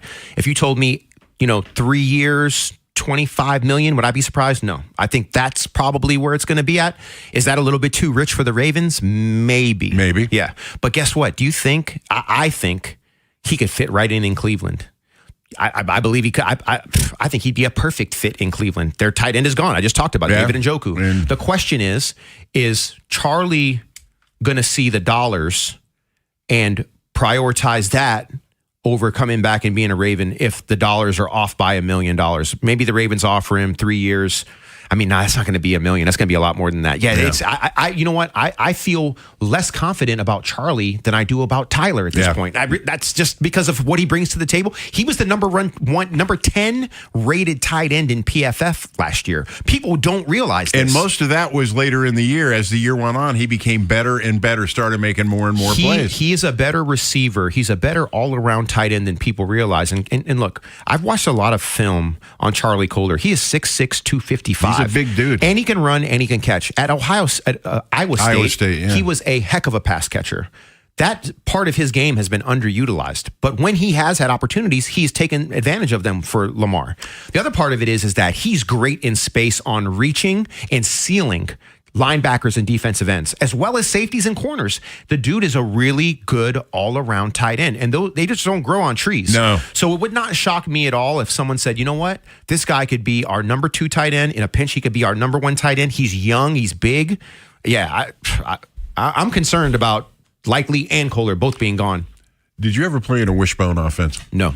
But I did play in the fly offense in high school, though. I was a tight end in a wishbone offense. Oh, yeah. You were, I would submit to you. Yeah, you were just a blocker. It's the most thankless position in the history of sport. They had 2 pass plays to me.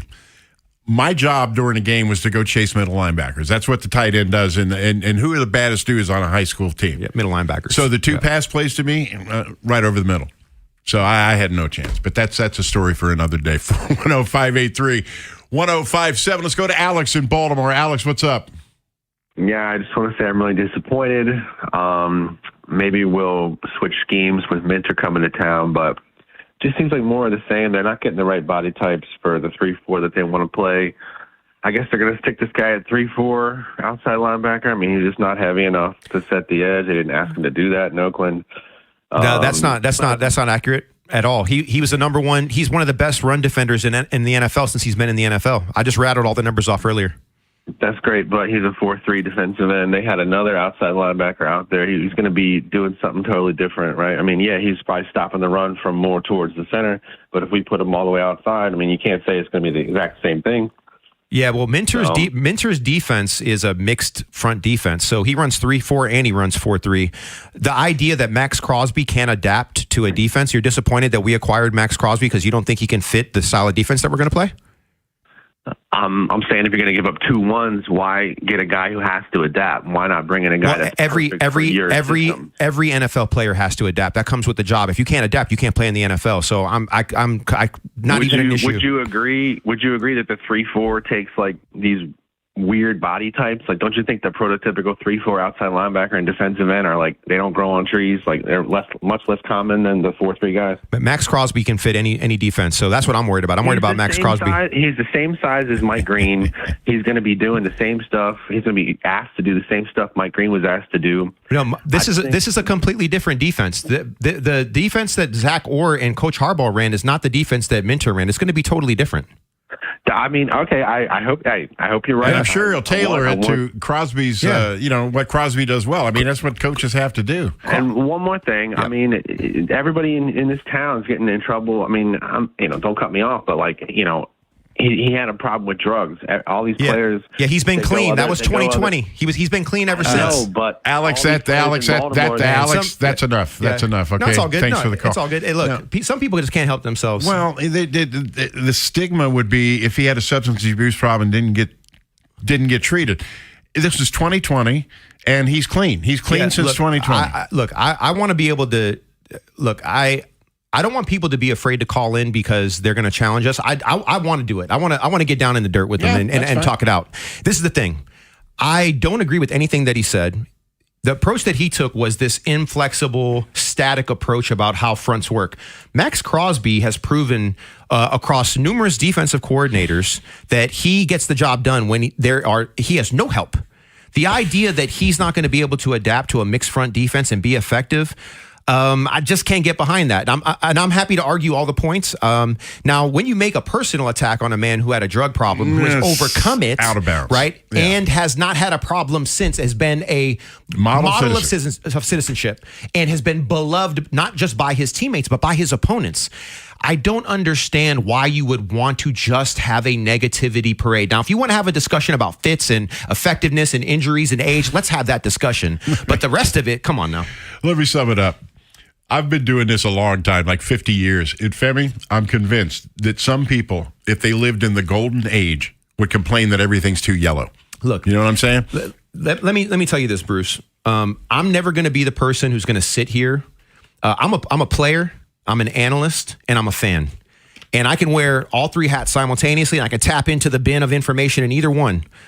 As a former player, I'm not going to accept personal attacks on players when I know that they've done the right thing. That's the first thing. Right. The second thing is that I have a pretty good understanding of schematics and usage, and I've watched quite a bit of Minter tape. I've also watched a lot of 3-4 and 4-3 defenses, and the best outside linebackers in a 3-4 defense, they're exactly Max Crosby's build. Yeah. He's not going to be playing defensive end. He's going to be playing the outside stand-up linebacker in a 34. Now, if they want to kick him down and run a pure 4-3 defense and have him play defensive, he'll be effective there too. He's done that as well.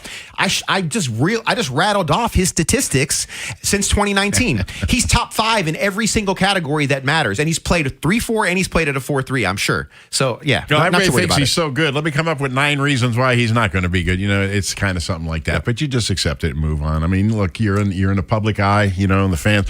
Keith Mills tells the story. The night of you guys' Super Bowl run in 2001, that he was doing a call-in show after midnight on WBAL radio. Just fans call in and talk about the Super Bowl. He said the third caller, the guy says, yeah, it was fun, but if they don't do this and they don't do this, and there's no way they're going back to the Super Bowl next year. And that's all you need to know right there. They lurk. They're among us.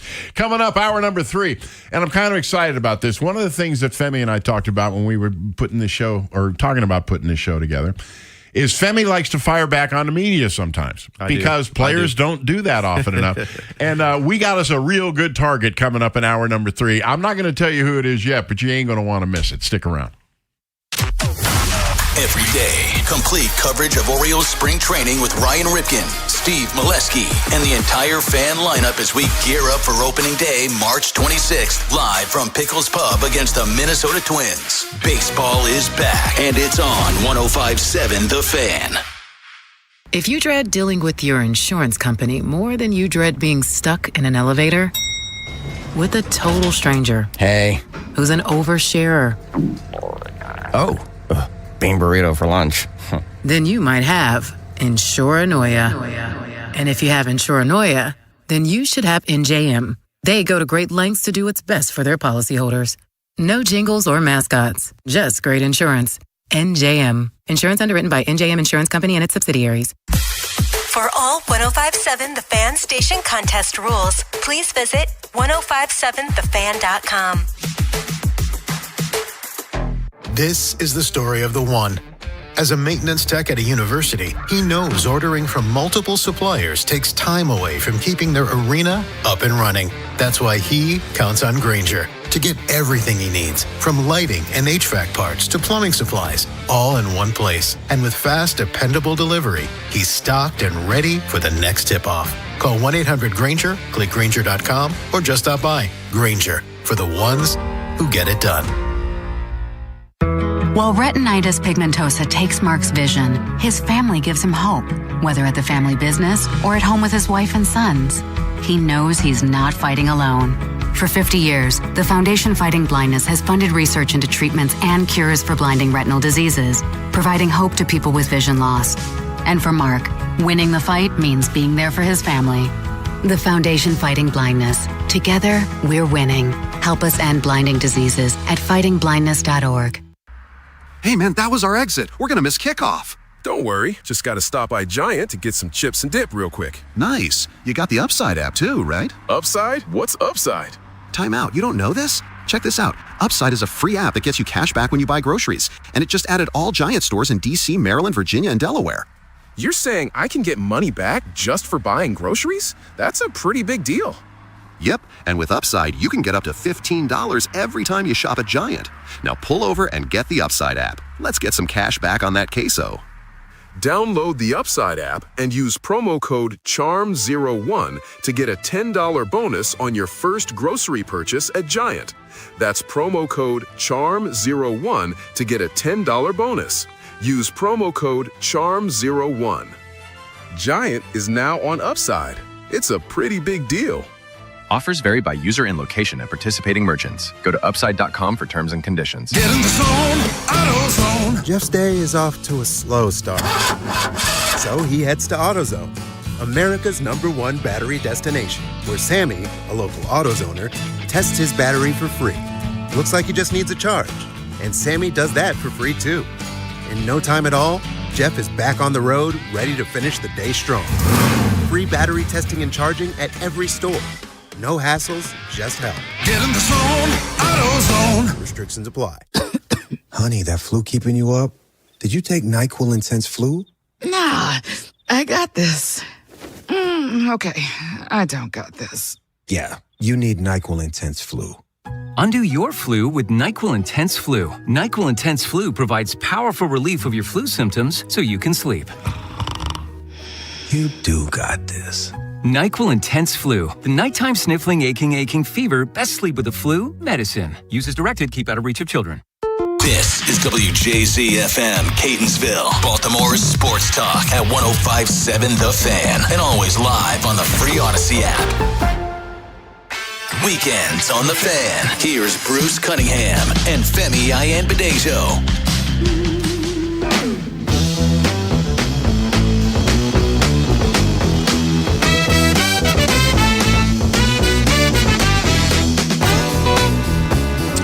Buddy Miles, how about that? Welcome back, Bruce and Femi. Hour number 3. It's our first show under this new umbrella, and I think it's going pretty well. I'm having fun. Want to remind you, Mike Popovic is, you would usually hear him at this hour. He's coming up at 3, and he will take you from 3 to 6. And Femi and I every Saturday from noon to 3. Also, I want to send a quick shout out before we go any further. When I leave here today, I'm going to the Ed Block Courage Awards. I was involved with them for years and years and haven't been now for a while. Wally Williams is there, so I figure if nothing else, that's going to be fun. So I'm heading there from here, and I'm always up for a good cause. It's the least you can do. Now, we talked about this earlier. As a player, a lot of times you were treated fairly by the media. Sometimes you weren't, and we never get that perspective around here. As a player commenting on the media, we're always media commenting on the player, and you've got thoughts on this.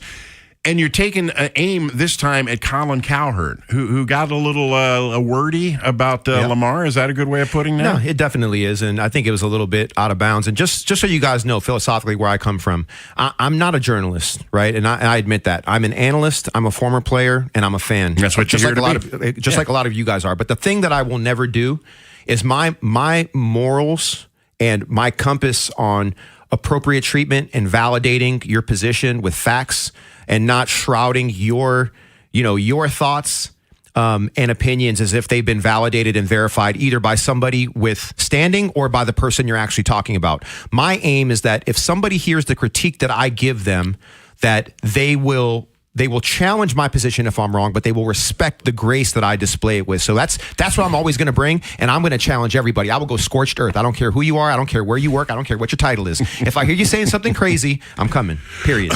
Well, and there's been a lot said about Lamar. You had problems with Mike Preston earlier, and we gave that plenty of airtime. We did. Now, Colin Cowherd is, who I don't really like, by the way. I'm just telling you, professionally. He had a take on Lamar not long ago, and you fired off an email to me, and it kind of upset you a little bit. As soon as I get Mike's attention here, Mike, hit that clip there, if you've got it in there, the Colin Cowherd. Let's hear that right now. He's taking a phone call. That's all right. We'll get to it in a minute. Yeah. But essentially, give us the nutshell, essentially, what Cowherd said. Yeah. So the bottom line is that he has seemed to take the position that Lamar is mercurial. And once again, he's misinterpreting Lamar's, introversion as difficulty, which I totally disagree with. Here it is. Let's play it for him, Mike.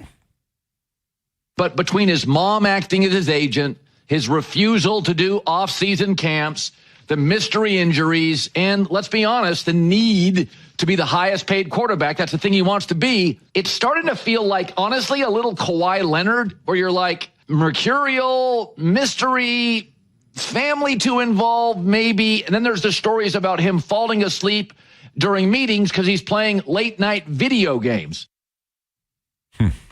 Yeah, I mean, that's everything that's wrong with... Well, it's about a month old, first of all. Actually, this is last week. That's what I mean, but the things he's talking about... the things that he talked about. But see, this directly ties to what Mike Preston said. Right. Like, he's floating the nonsense that Mike started. What people don't realize is there's ramifications and repercussions for things that you float, in my opinion. The issue that I have is that context matters. When, where, who.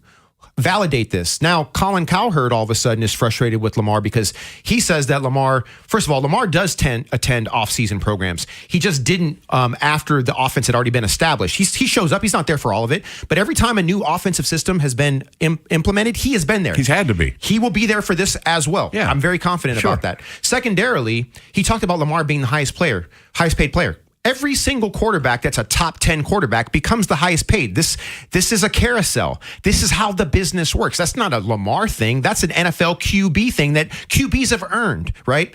This idea that his family somehow has something to do with a delay in contract talks. Colin must have PTSD or bumped his head because the bottom line is I already covered the issues and the overhangs that were tied to the contract. Yeah. That's not an issue now. I believe that the contract is probably already done, and the things that stopped it from happening last time no longer exist. Colin didn't even mention that. The other thing that Colin didn't mention is that this $74 million cap hit that Lamar has, that could be taken care of numerous ways. Colin knows this. He played dumb all of a sudden. It's lazy to me, and in my opinion.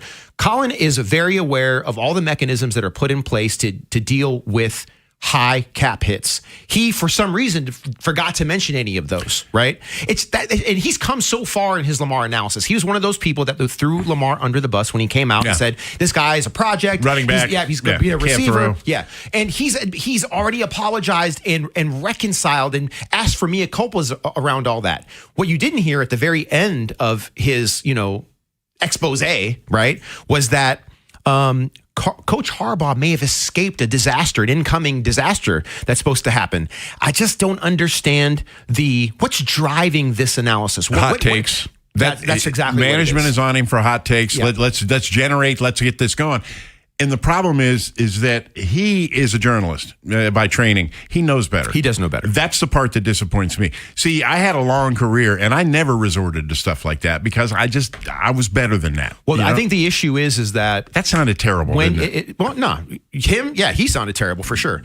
You're fine. I think that the issue that I have is that, and this is why all false false statements and unverified statements must be called out, because now you have somebody in LA who is using misinformation to support a take that is nonsensical. Right. It's not supported.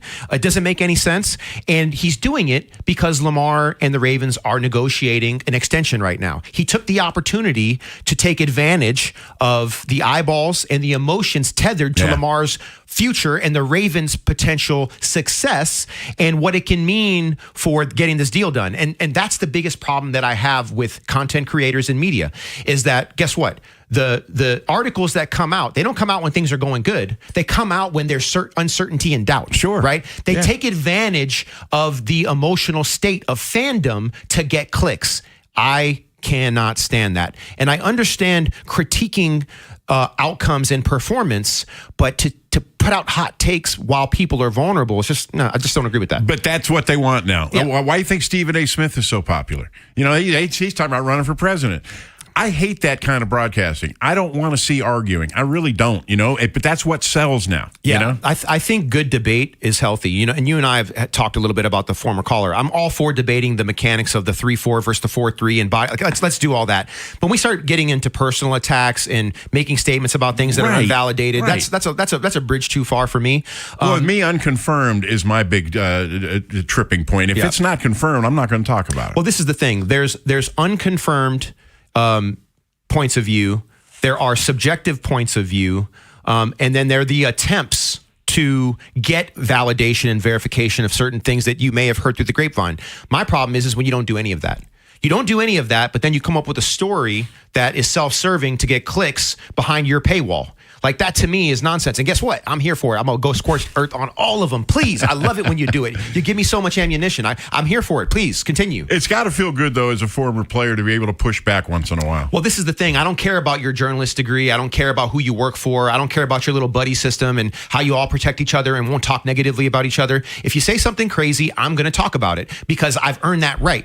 I have spent too much time watching too many players sacrifice their time with their family, their lives, their bodies, their character, to have somebody sully it for a story. Like, I'm not going to do that. And unfortunately, we don't have enough people that are willing to push back, friend or foe, and say, you know what you're saying?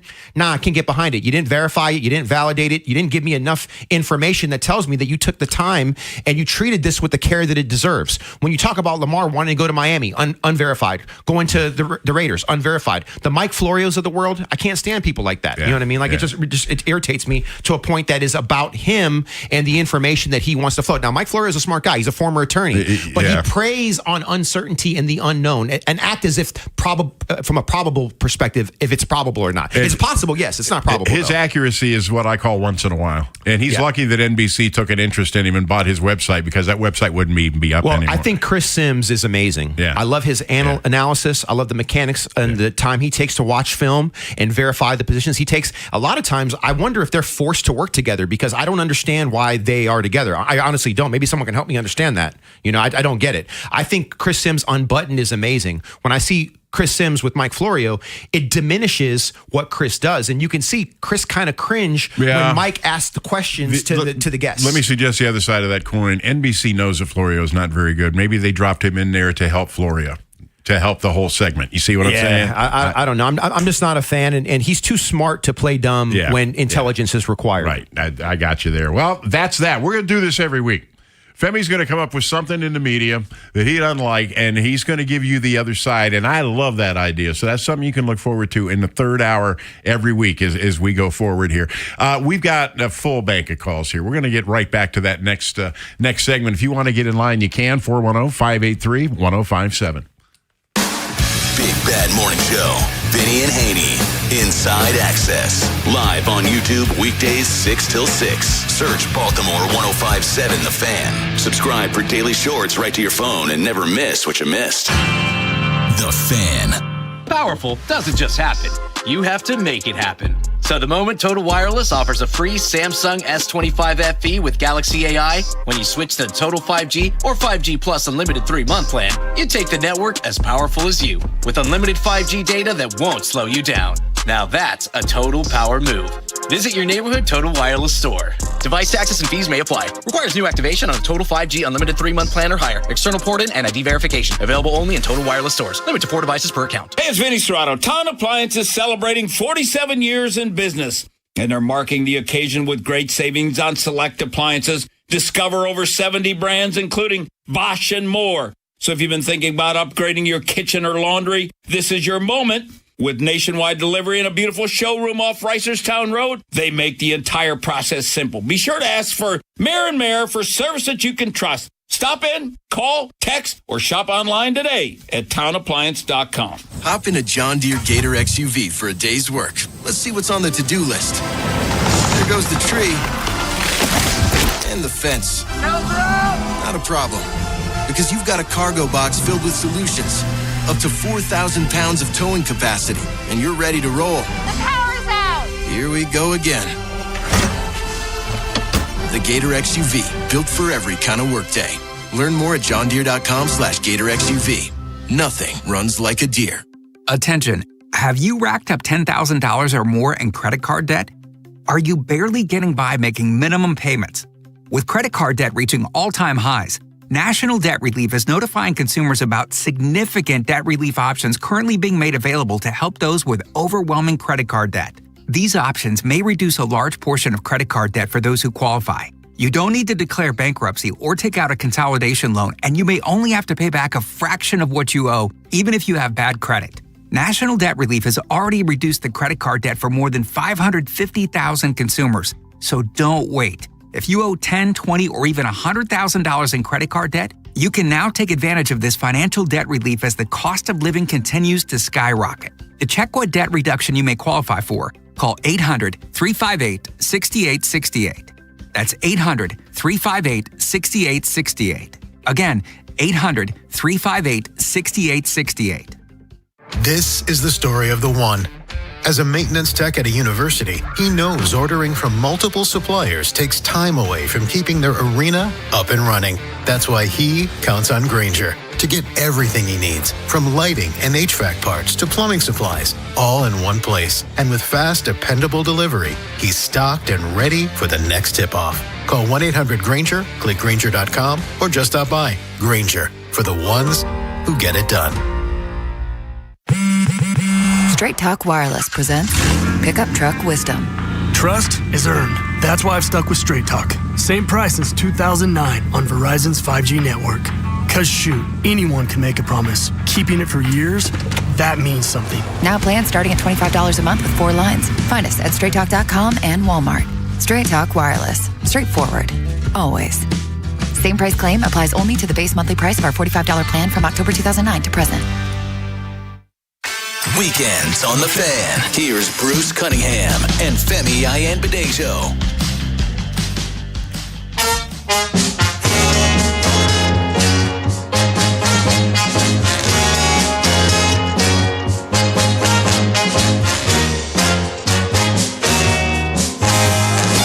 Welcome back, Bruce and Femi on a Saturday. Femi has graciously agreed to put up with the old music, so that's good. We're moving forward. Hey, it's your show. I'm a guest. No, it's our show. You're graciously allowing me to play the music that people have gotten used to hearing over the years. 410-583-1057. Let's go to Robert. Robert, what's up? Hey, I want to comment on a couple of things. I think this trade is great, and all the naysayers are ridiculous. If we had Max Crosby on our team last year, so many of these fourth quarter leads that we blew would not have happened. Yeah, 100%. He's a difference maker, and when you're drafting, first round draft picks, you don't know what you're getting. You kind of do, but you don't 100% know. So this is a no brainer. But then the other thing is Colin Cowherd's a troll, so don't sweat him. I agree. I totally agree. Thank you. You know what? This is the thing. Thanks, Let Robert. me just say this real quick. If anybody feels like they want to debate about schematics, position usage, draft utility, all those different things, feel free to call in 410-583-1057. I see some of the comments. There's a particular person in the comments, El Amin. Hey, if you want to call in and argue and talk, I'm happy to hear it. But what you're talking about is nonsensical, my friend. I can support everything that I'm talking about, and this is the most important thing. I did not I was not pejorative with the person that called in earlier. I challenged his lack of flexibility in his thought process about a 4-3 versus a 3-4 in Minter's philosophy, which I seem to know better than he did. So if you want to call in and debate about it, I'm happy to take that call. We can talk about it all day. Once again, 410-583-1057. I see you in the comments. I'm here for it. Yes, please call in. I don't think he will. Yeah. I'm here. It's easier to sit there and type, you know. Let's go back to phone. Dave up in Pennsylvania. Dave, what's going on? Hi, Bruce, from the old day. I'm going to make one comment. I agree a lot you say, Femi. I have trouble thinking that Lamar can put 4 good games together, which you have to do in the playoffs, and it lets you make home field. But what I want to talk about real quick, Bruce, you remember, because you was a young kid, 55 years ago tomorrow was the greatest sporting event that I've ever seen in my lifetime. It was Frazier Ali won. Yeah.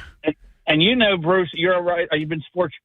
Every newspaper, Sun paper, Evening Sun, Baltimore Morning Sun, every writer, regardless if they were a baseball beat writer, football, every writer wrote about that fight that morning and that evening. Yeah. That's how big that sporting event was. Sure.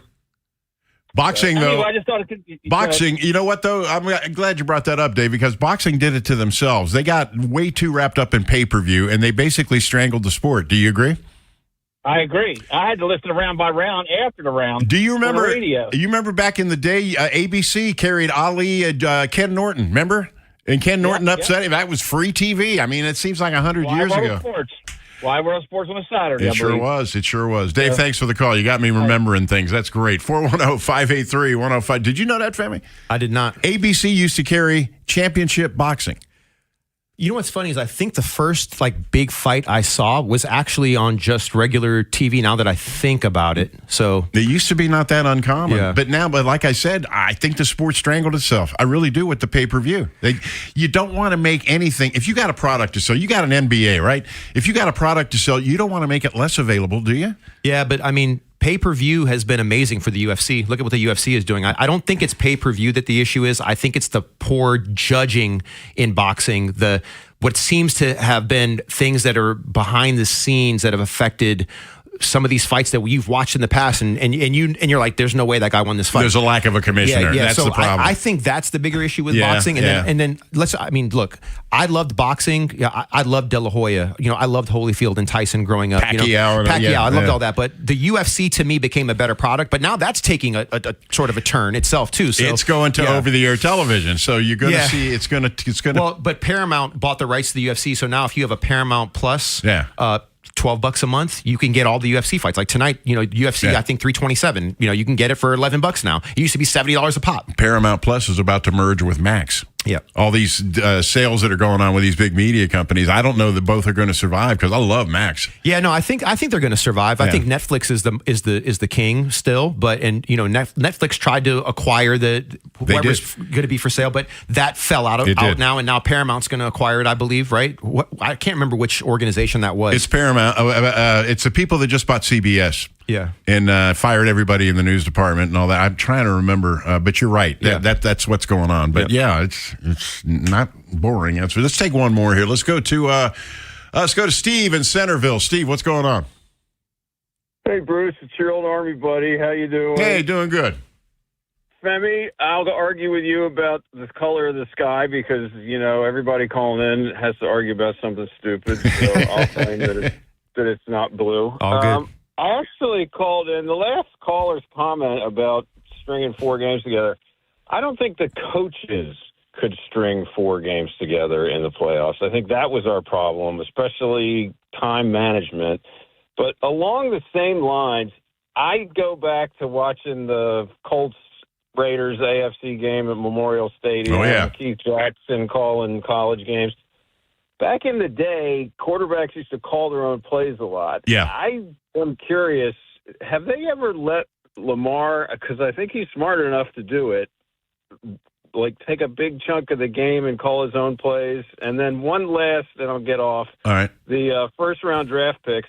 Hey, we're not looking for 2 guys that we have to shape and mold for the next 3 years. We have this window based on the people we have right now. We plug and play this awesome defensive end in, and that might get us over the edge. It's about managing your people and managing your campaigns. Well, I'll listen off the air. All right, Thanks. Steve, thanks. Yeah, I definitely had a problem with the statement that Lamar can't string 4 postseason games together. I just think that winning football in the postseason isn't about one player. It's about the preparation going into the week. It's the adaptation at halftime. It's taking care of the football. Lamar doesn't have a lot of control over those things, and those are a lot of the things that derailed the Ravens in the postseason.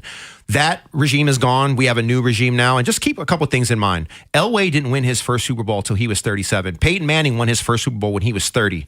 I think Lamar just turned 28 or 29. Lamar just turned 29. Yeah. So, I remember Roger Staubach couldn't win the big one. Yeah. Look, I just think that it's from my perspective, playing in big games and being involved in big games, people have this assumption that the lights get too bright. I don't think that's the issue when teams fail. I don't think that Lamar necessarily cares how many people are watching or what the game itself is. I think that the competition gets more difficult. And actually, you know what? This would be a great time to look at that breakdown that I have of Josh Allen versus Lamar. Yeah. We can get into that a little bit later. But the point I'm trying to make is that Lamar did struggle early on. I acknowledge that. But I feel like lately it's been more of a team issue that has led to some of these difficult losses, not a Lamar issue. And they're not blowout losses either. They're freakish losses. Think about how some of those games were like. Think about the fumble on the 1 yard line that was returned. There's a lot of things like that. Think about Zay Flowers dropping a ball in the end zone. It's not like they're getting beat 40-0. Now, if you lose a playoff game, it might as well be 40-0. There's no moral victories, but I don't want people to get the wrong idea either. And I understand that people want to see it before they believe it. Like I get that part of it, but I think we're in a good position to make good quality runs. And I think the last caller made some good points. If we do what we're supposed to do, that 2027 first round draft pick should be a 30, a 31, or a 32, right? It's not going to be another 14. But when you want to get a player that's transcendent, that's one of the best players at his position in the NFL, who Max Crosby is, you're going to have to give up something. You weren't going to draft Max Crosby at 14. Let's just make it real plain like that. You weren't going to get a player of that caliber with that draft pick. So if you can get the player using that draft pick, by all means, that's all I'm saying. Coming up, Femi's been talking to me a lot this week about Lamar versus Josh Allen. We'll explain. We'll also take a couple more calls. Stick around. Join the sports talk conversation. The Plaza Ford text line, 410-583-1057. This month, tap into the frenzy with Hoops at Horseshoe Casino. Every Friday in March, swipe in to reveal guaranteed prizes or take your shot at their Hoops at Horseshoe game. Horseshoe Baltimore, Baltimore's best bet. Gambling problem? Call 1-800-GAMBLER. High five! Up top! Dave's company just got the 5-year price lock guarantee from Comcast Business. Yeah! It's 5 years of gig speed internet, advanced security, and a great rate that won't change. All from the company with 99.9% network reliability. Heck yeah! He hasn't given this many high fives since Deborah brought in her famous banana bread. Yes! The Comcast Business 5-year price lock guarantee. Powering 5 years of savings, powering possibilities. And it's hurting, but I am not stopping. For a limited time, now through March 29th, switch to Comcast Business to lock in your rate for 5 years and get a $500 prepaid card on a qualifying gig bundle. Or ask how to get started with 150 megabit internet for $59.99 a month for 12 months with a 2-year agreement. Don't wait. Call today. Restrictions apply. New customers only. 1-year contract required for guaranteed rate. Paperless billing and automatic payments with bank account required. 5-year pricing applies to monthly service charge excluding taxes and fees. Hey, man, that was our exit. We're going to miss kickoff. Don't worry. Just got to stop by Giant to get some chips and dip real quick. Nice. You got the Upside app too, right? Upside? What's Upside? Time out. You don't know this? Check this out. Upside is a free app that gets you cash back when you buy groceries. And it just added all Giant stores in D.C., Maryland, Virginia, and Delaware. You're saying I can get money back just for buying groceries? That's a pretty big deal. Yep, and with Upside, you can get up to $15 every time you shop at Giant. Now pull over and get the Upside app. Let's get some cash back on that queso. Download the Upside app and use promo code CHARM01 to get a $10 bonus on your first grocery purchase at Giant. That's promo code CHARM01 to get a $10 bonus. Use promo code CHARM01. Giant is now on Upside. It's a pretty big deal. Offers vary by user and location at participating merchants. Go to upside.com for terms and conditions. Legendary doesn't happen by chance. It happens because it's what BetMGM does. Sign up for BetMGM using bonus code BALT and receive up to $1,500 back in bonus bets if you don't win your first bet. Get into hockey, basketball, and more of your favorite sports with same-game parlays, live betting, and more. Earn BetMGM rewards points on every bet. Take advantage of offers found nowhere else. And keep an eye out for rewards dropping in your account throughout the year. Sign up with bonus code BALT and receive up to $1,500 back in bonus bets if you don't win your first bet. BetMGM. Make it legendary. BetMGM and GameSense remind you to play responsibly. For help, visit mdgamblinghelp.org or call 1-800-GAMBLER. See BetMGM.com for terms. 21 plus only. Maryland only. New customer offer. Subject to eligibility requirements. Rewards are non-withdrawable bonus bets that expire in 7 days. Please play responsibly. In partnership with MGM National Harbor. If you own a small business, the pressure never lets up. Something's always coming at you. That's why business owners turn to LendSeek for funding. I don't need promises. I need options. LendSeek's AI platform showed me real funding choices. Now I can cover payroll, handle taxes, and go after growth opportunities without the daily stress. Up to $5 million with funding in as fast as 24 hours. No upfront costs. No prepayment penalties. Start ready, stay ready. LendSeek.com. LendSeek.com. Weekends on the Fan. Here's Bruce Cunningham and Femi Ayanbadejo.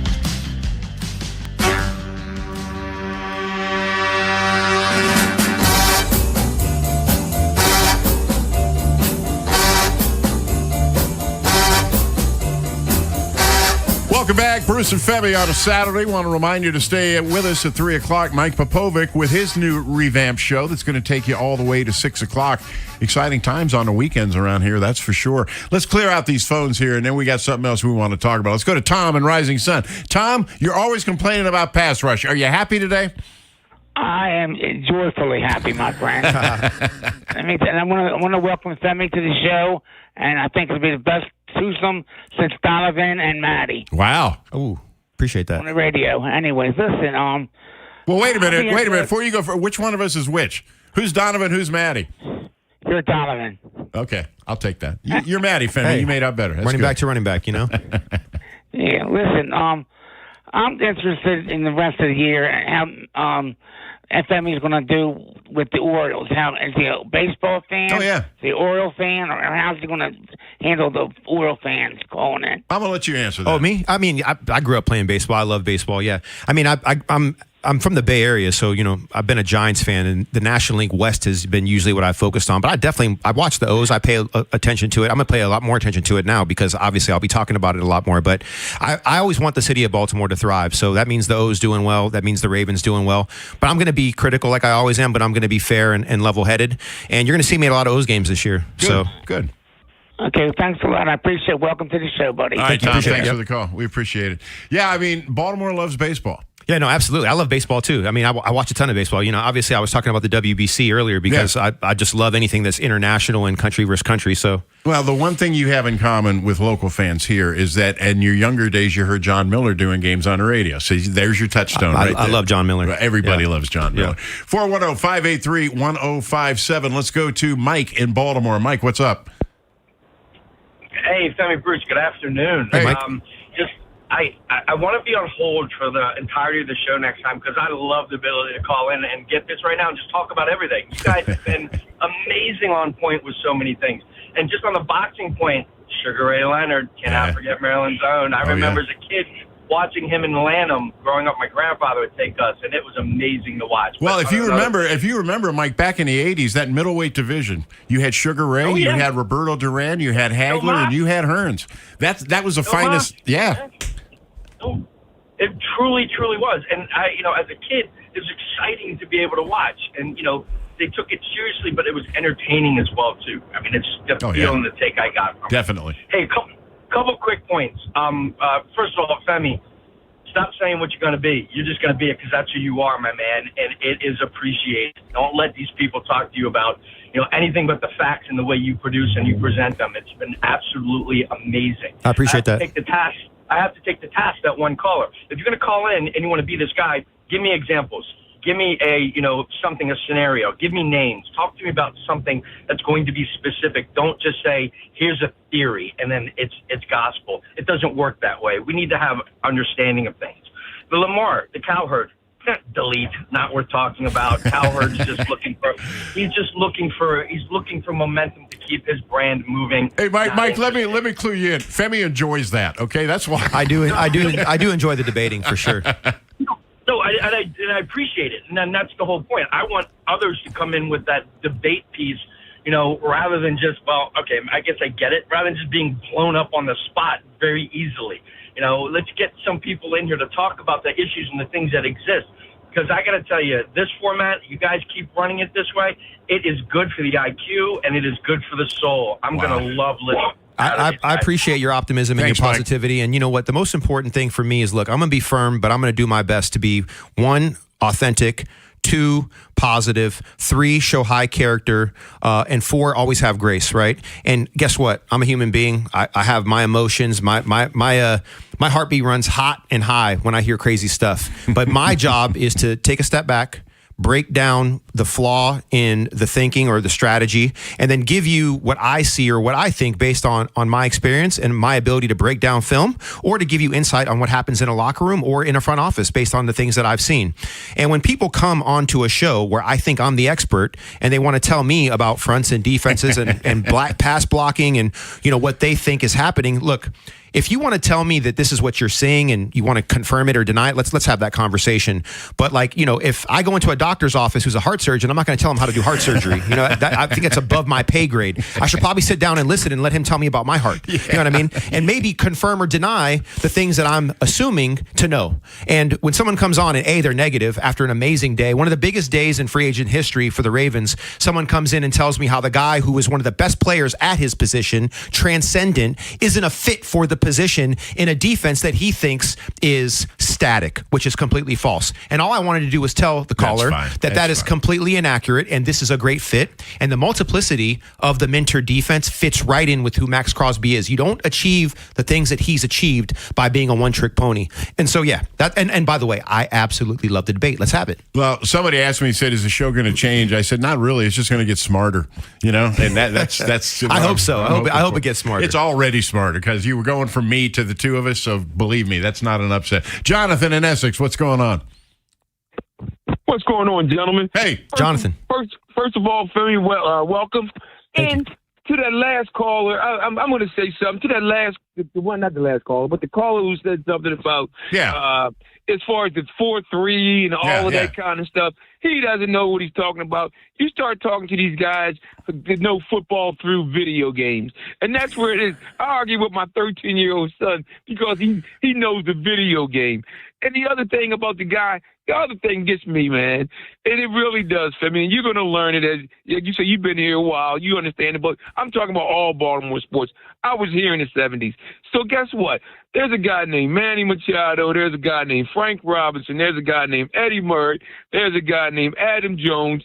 I've been through all of them, and guess what? Lamar is no different than those guys. That's just how Baltimore is. I'm glad you brought that up, Jonathan. I'm glad you brought that up because I hear that from a lot of my black friends about how black superstars in this town tend to get mistreated. And I think it's a valid point. You know what I do, and I would always tell you, name me the top 5 Orioles of all time. I would say, this is mine, I would say Eddie Murray, Brooks Robinson, Jim Palmer, Frank Robinson, Cal Rickett. Yep. And then you can even go with number 6. Put Adam Jones or Manny Machado there. You could probably throw Boog Powell in there too. Yeah, and Boog Powell. Yeah. So guess what?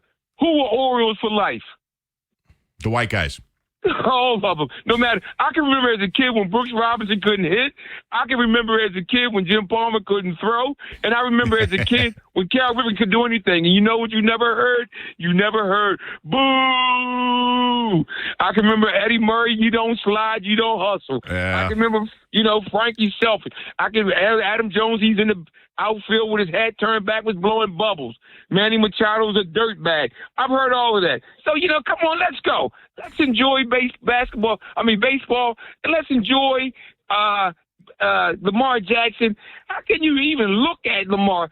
And Brooks, I'm not going to throw you under the table. I remember when you and Femi got into it a while. Not really got into it. You said that you still had questions about Lamar, and Femi said, "What?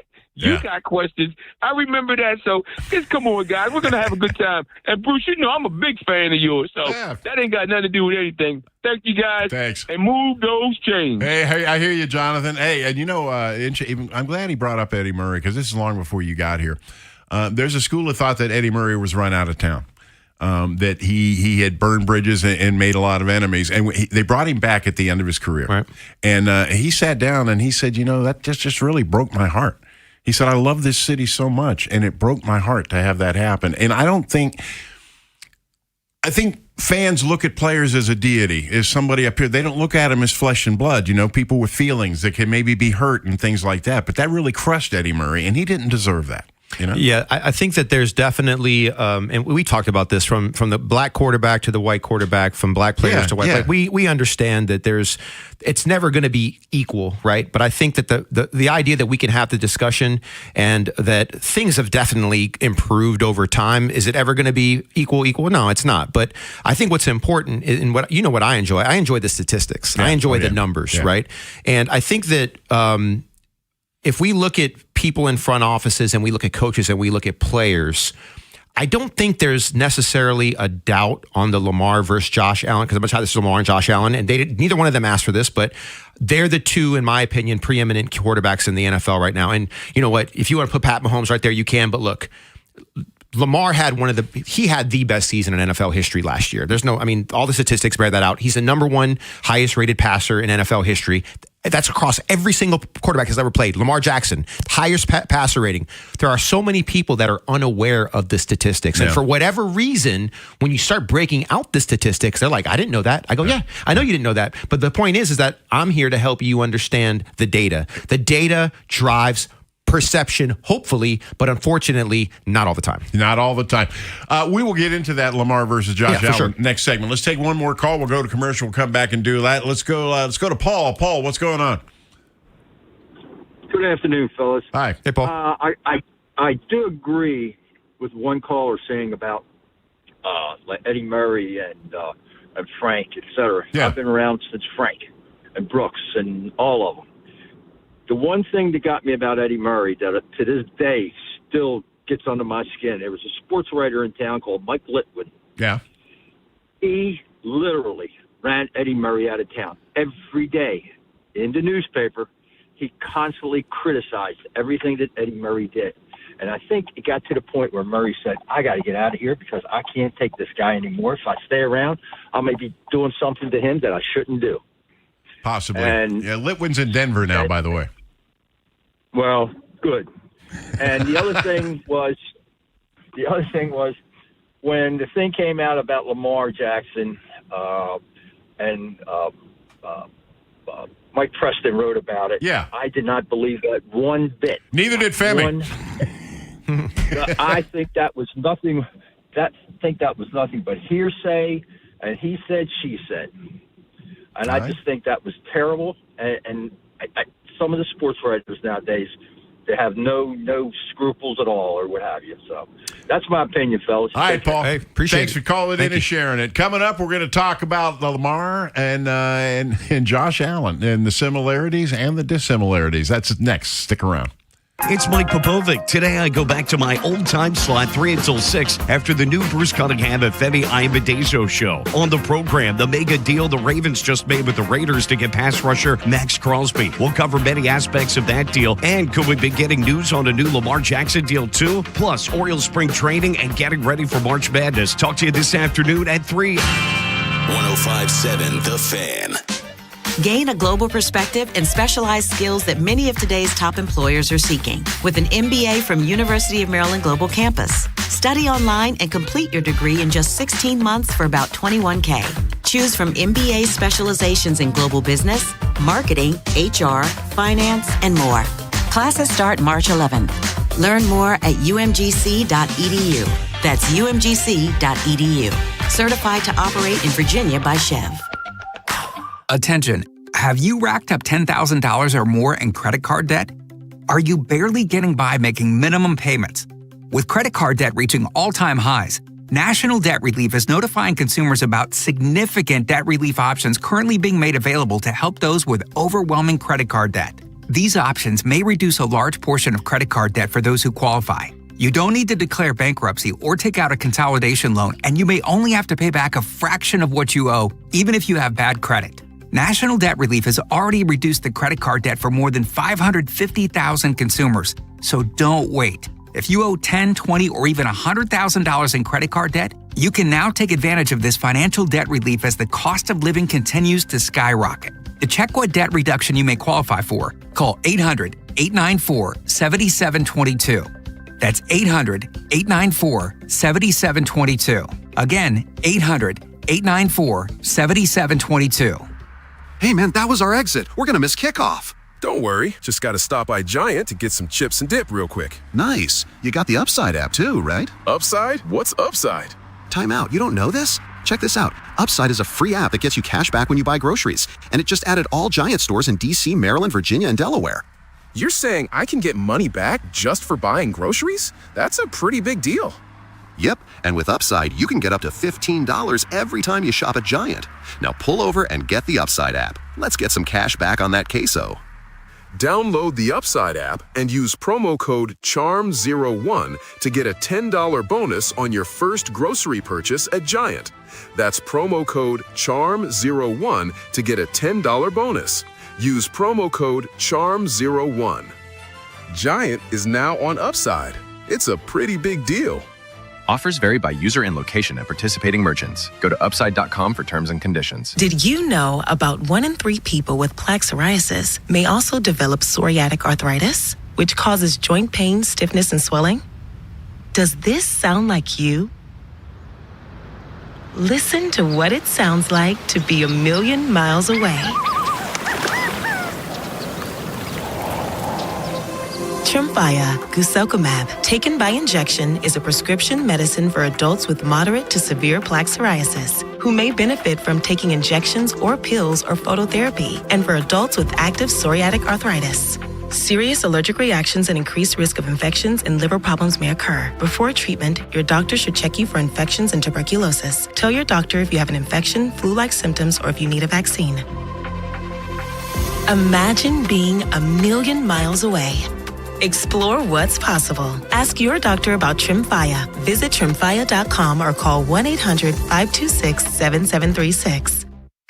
Weekends on the Fan. Here's Bruce Cunningham and Femi Ayanbadejo.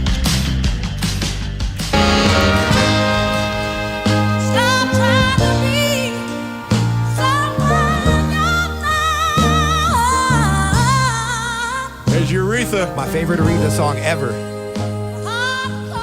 I think it's from Dreamgirls, the musical. See, I know Eddie Murphy and he was in Dreamgirls. Yeah, he was in Dreamgirls, but what's her name? She had a talk show too. She lost a lot of weight. The girl that sang the song in the movie, Jennifer Hudson. Yeah. But I feel like I don't remember this song being in Dreamgirls though. I don't think it was. I think it was in the Broadway version. Oh, was it? Okay, yeah. We'll have to look that up, but you know. Yeah, whatever. Yeah. we're getting sidetracked. Yeah, this is not a Broadway show. Yeah, exactly. And if we did a Broadway show, folks, we could talk a little pop culture, though. You know what I mean? Possibly. I don't know. All right, Lamar Jackson versus Josh Allen. This is a pet subject of yours. Yeah, it is. Big time. And you break it down in a lot of different ways. You were just talking about how Lamar, top passer in NFL history, passer rating 102.2, and that's 8 points higher than Josh Allen. Yeah, and once again, passer rating is just one data point. It is an aggregate score of complete quarterback play, but I think QBR and other numbers are better.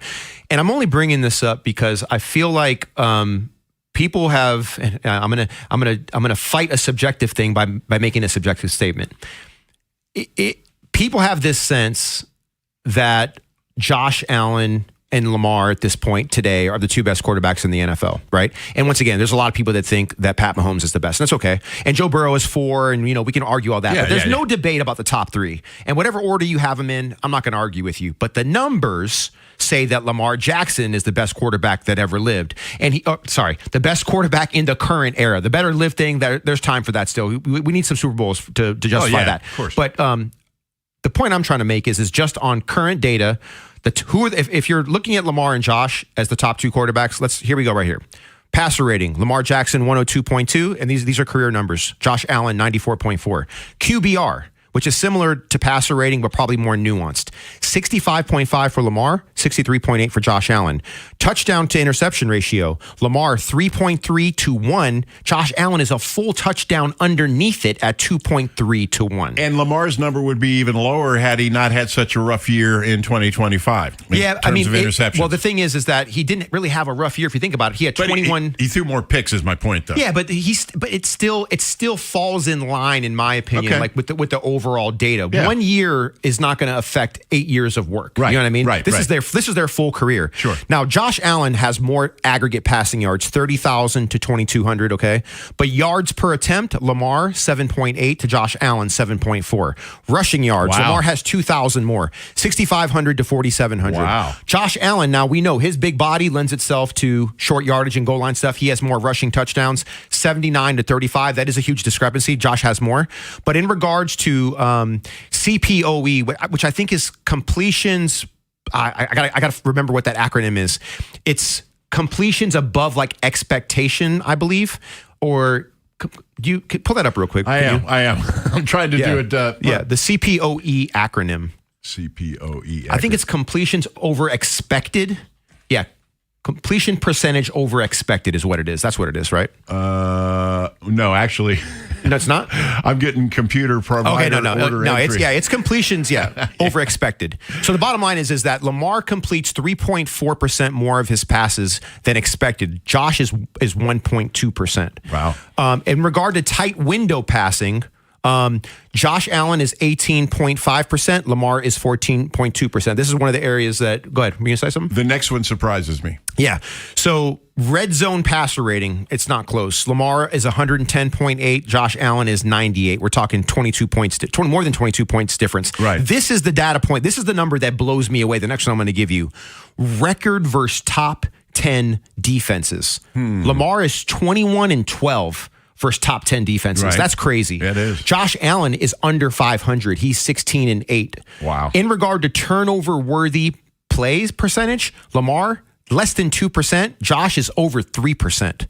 Playoff passer rating, we already know that Josh Allen has played better in the playoffs. I won't argue that. Josh Allen has been phenomenal in the playoffs. But he hadn't been to the Super Bowl either. No, he hasn't. That's fine. But just regarding he can only play the games he can play in the postseason, and I get it. But I want to give him his flowers for this. All He's right. at 101. Lamar is at 84.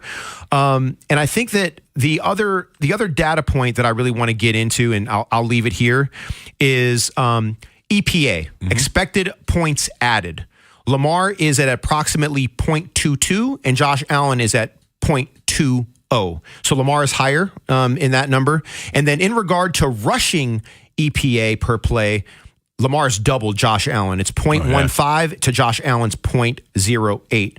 So anyway, those are a bunch of numbers that I threw at you guys. Obviously, this isn't a visual show where I can pull up some slides and you can kind of look at these and digest it. But just based on where these guys are kind of like over the course of their career, in 90% of these data points, Lamar Jackson is the better quarterback, the more efficient quarterback, the more successful quarterback.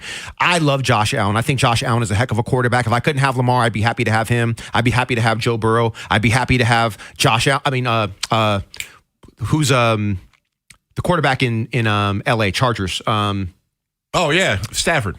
No, he's with the Rams. I'm happy to have Stafford, too. Herbert. Justin Herbert. Yeah, I'd be happy to have Justin Herbert. But for my money right now, in regard to just body of work, Lamar Jackson is really second to none, especially if you're saying that you think Josh Allen is the best. We can do another breakdown of this with Pat Mahomes at another time. We're talking all this about Lamar, and we talked earlier about Eddie Murray. If Lamar doesn't win a Super Bowl in his career, he's going to be judged that way. And from these numbers and the things you're telling me, that's not a fair way to judge him. I think it would be disingenuous if I didn't say that postseason play and Super Bowls matter. They do matter. Absolutely. But Dan Marino hasn't won a Super Bowl either. Nope. He's a Hall of Famer. But where I think it has issue is with the local fandom, right? The idea that you have this transcendent player and they weren't able to bring you home a championship. I think Lamar's championship window is wide open still. So there's, I wouldn't despair yet. And I already mentioned Elway. He won his first Super Bowl at 37. Peyton won his first Super Bowl at age 30, right?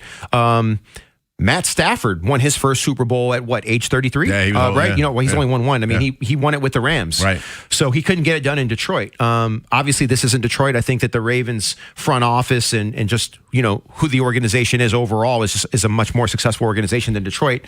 But I think that there's a lot to be optimistic about, and we should be really happy about the quarterback that we have.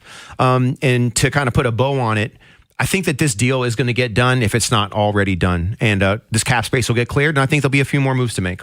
And a lot of angst will have been wasted.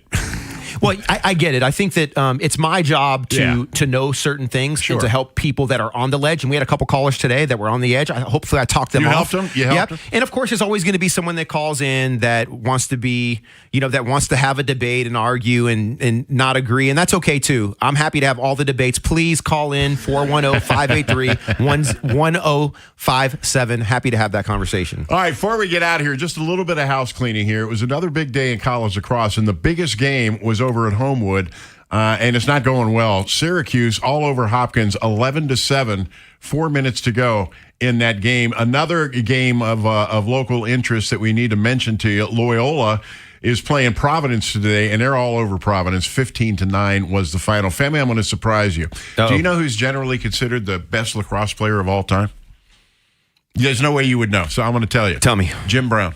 Oh, I did hear that Jim played lacrosse. I remember this. He played at Syracuse, and what he would do, the sticks were wooden back then, and he took his stick and he sawed the bottom 4 inches off of it, and he would just hold it up to his chest and run down the field and knock everybody out, and then go down and basically slam dunk the ball. But he was the greatest that ever played the game. And he said later in life that he preferred lacrosse. But you know what? There's a lot more money to make in football, right? Right. All right, I enjoyed it, man. Hey, I appreciate it. Hey. I wish we could go another hour, actually. No, you don't. I do. I do. I want all the callers. I want them to call in. I want to do it. Well, we'll back. Save it. We'll save it. We'll be back next Saturday and every Saturday from noon to 3. Keep that in mind. Every Saturday, noon to 3, Bruce and Femi. Now, I want you to stay tuned for Mike Popovic. Mike also picked up an extra hour in this reconfiguring, and he's going to take you from 3 until 6 o'clock. You got any final words? I do. So aspirationally, right, I want to be the show that's informative for sure, but I also want to be the show where we have good, solid debate, right? I do. And I know we're not always going to make everybody happy. Nope. You try to avoid potholes, and sometimes people still feel like you ran through it. I think we avoided and averted a couple things today. I think so, but too. The point at the end of the day is that if you disagree with me, if you don't like what I'm saying, I'm happy to have the discussion. There it is. I had a boss tell me one time, you're not pizza. Everyone's not going to like you. That's a good thing to keep in mind.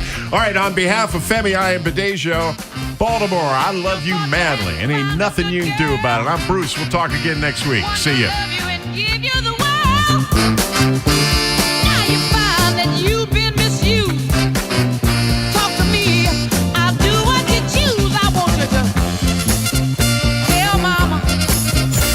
Faniversary is back. Saturday, April 4th, starting at 1 p.m. at our new location, Barrel House Live in Falston. Join the fans, hosts, and special guests along with food and fun. We'll even buy your first 2 beers, wine, or non-alcoholic drinks. Meet your favorite fan personalities. Ask questions. Get uncensored answers. Know Your Show returns with a chance to win concert tickets. Faniversary.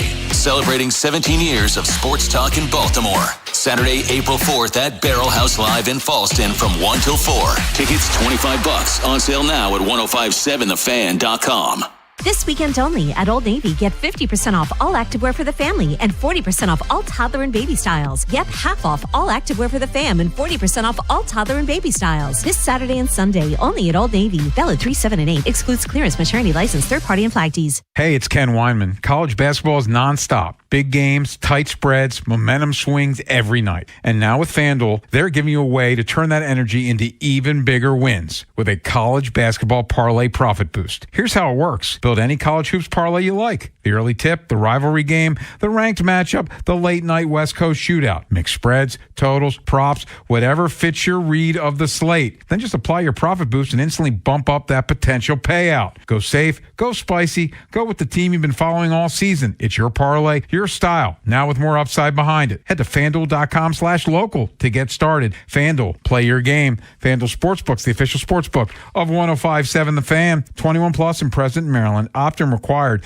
Minimum 2-leg parlay required. Bonus issued as non-withdrawable Boost Builder tokens. Restrictions apply, including any token expiration and max wager amounts. See terms at sportsbook.fanduel.com. Please play responsibly. For help, visit mdgamblinghelp.org or call 1-800-GAMBLER. My name is Whitney Allen, and I'm a widow. My husband, Ryan, died. We never thought we'd ever have to use life insurance, but the unexpected happened. With Ethos, signing up was fast and 100% online. You can get a quote in seconds, apply in minutes, and get same-day coverage. No medical exams, and you can get up to $3 million worth of coverage. I'm grateful we were prepared. Get your free quote at ethos.com/game. That's ethos.com/game. Paid spokesperson. Time spent on application may vary. Online health questions required.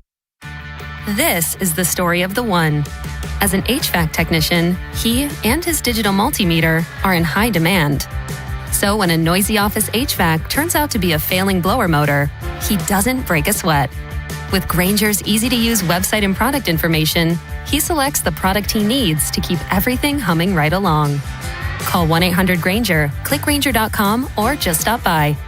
Grainger, for the ones who get it done. If you dread dealing with your insurance company more than you dread being stuck in an elevator with a total stranger, hey, who's an oversharer, bean burrito for lunch, then you might have Insuranoia. And if you have Insuranoia, then you should have NJM. They go to great lengths to do what's best for their policyholders. No jingles or mascots, just great insurance. NJM. Insurance underwritten by NJM Insurance Company and its subsidiaries. Get in the zone, AutoZone. Welcome to A to Z Savings, our biggest sale of the year. Happy to be here. Can I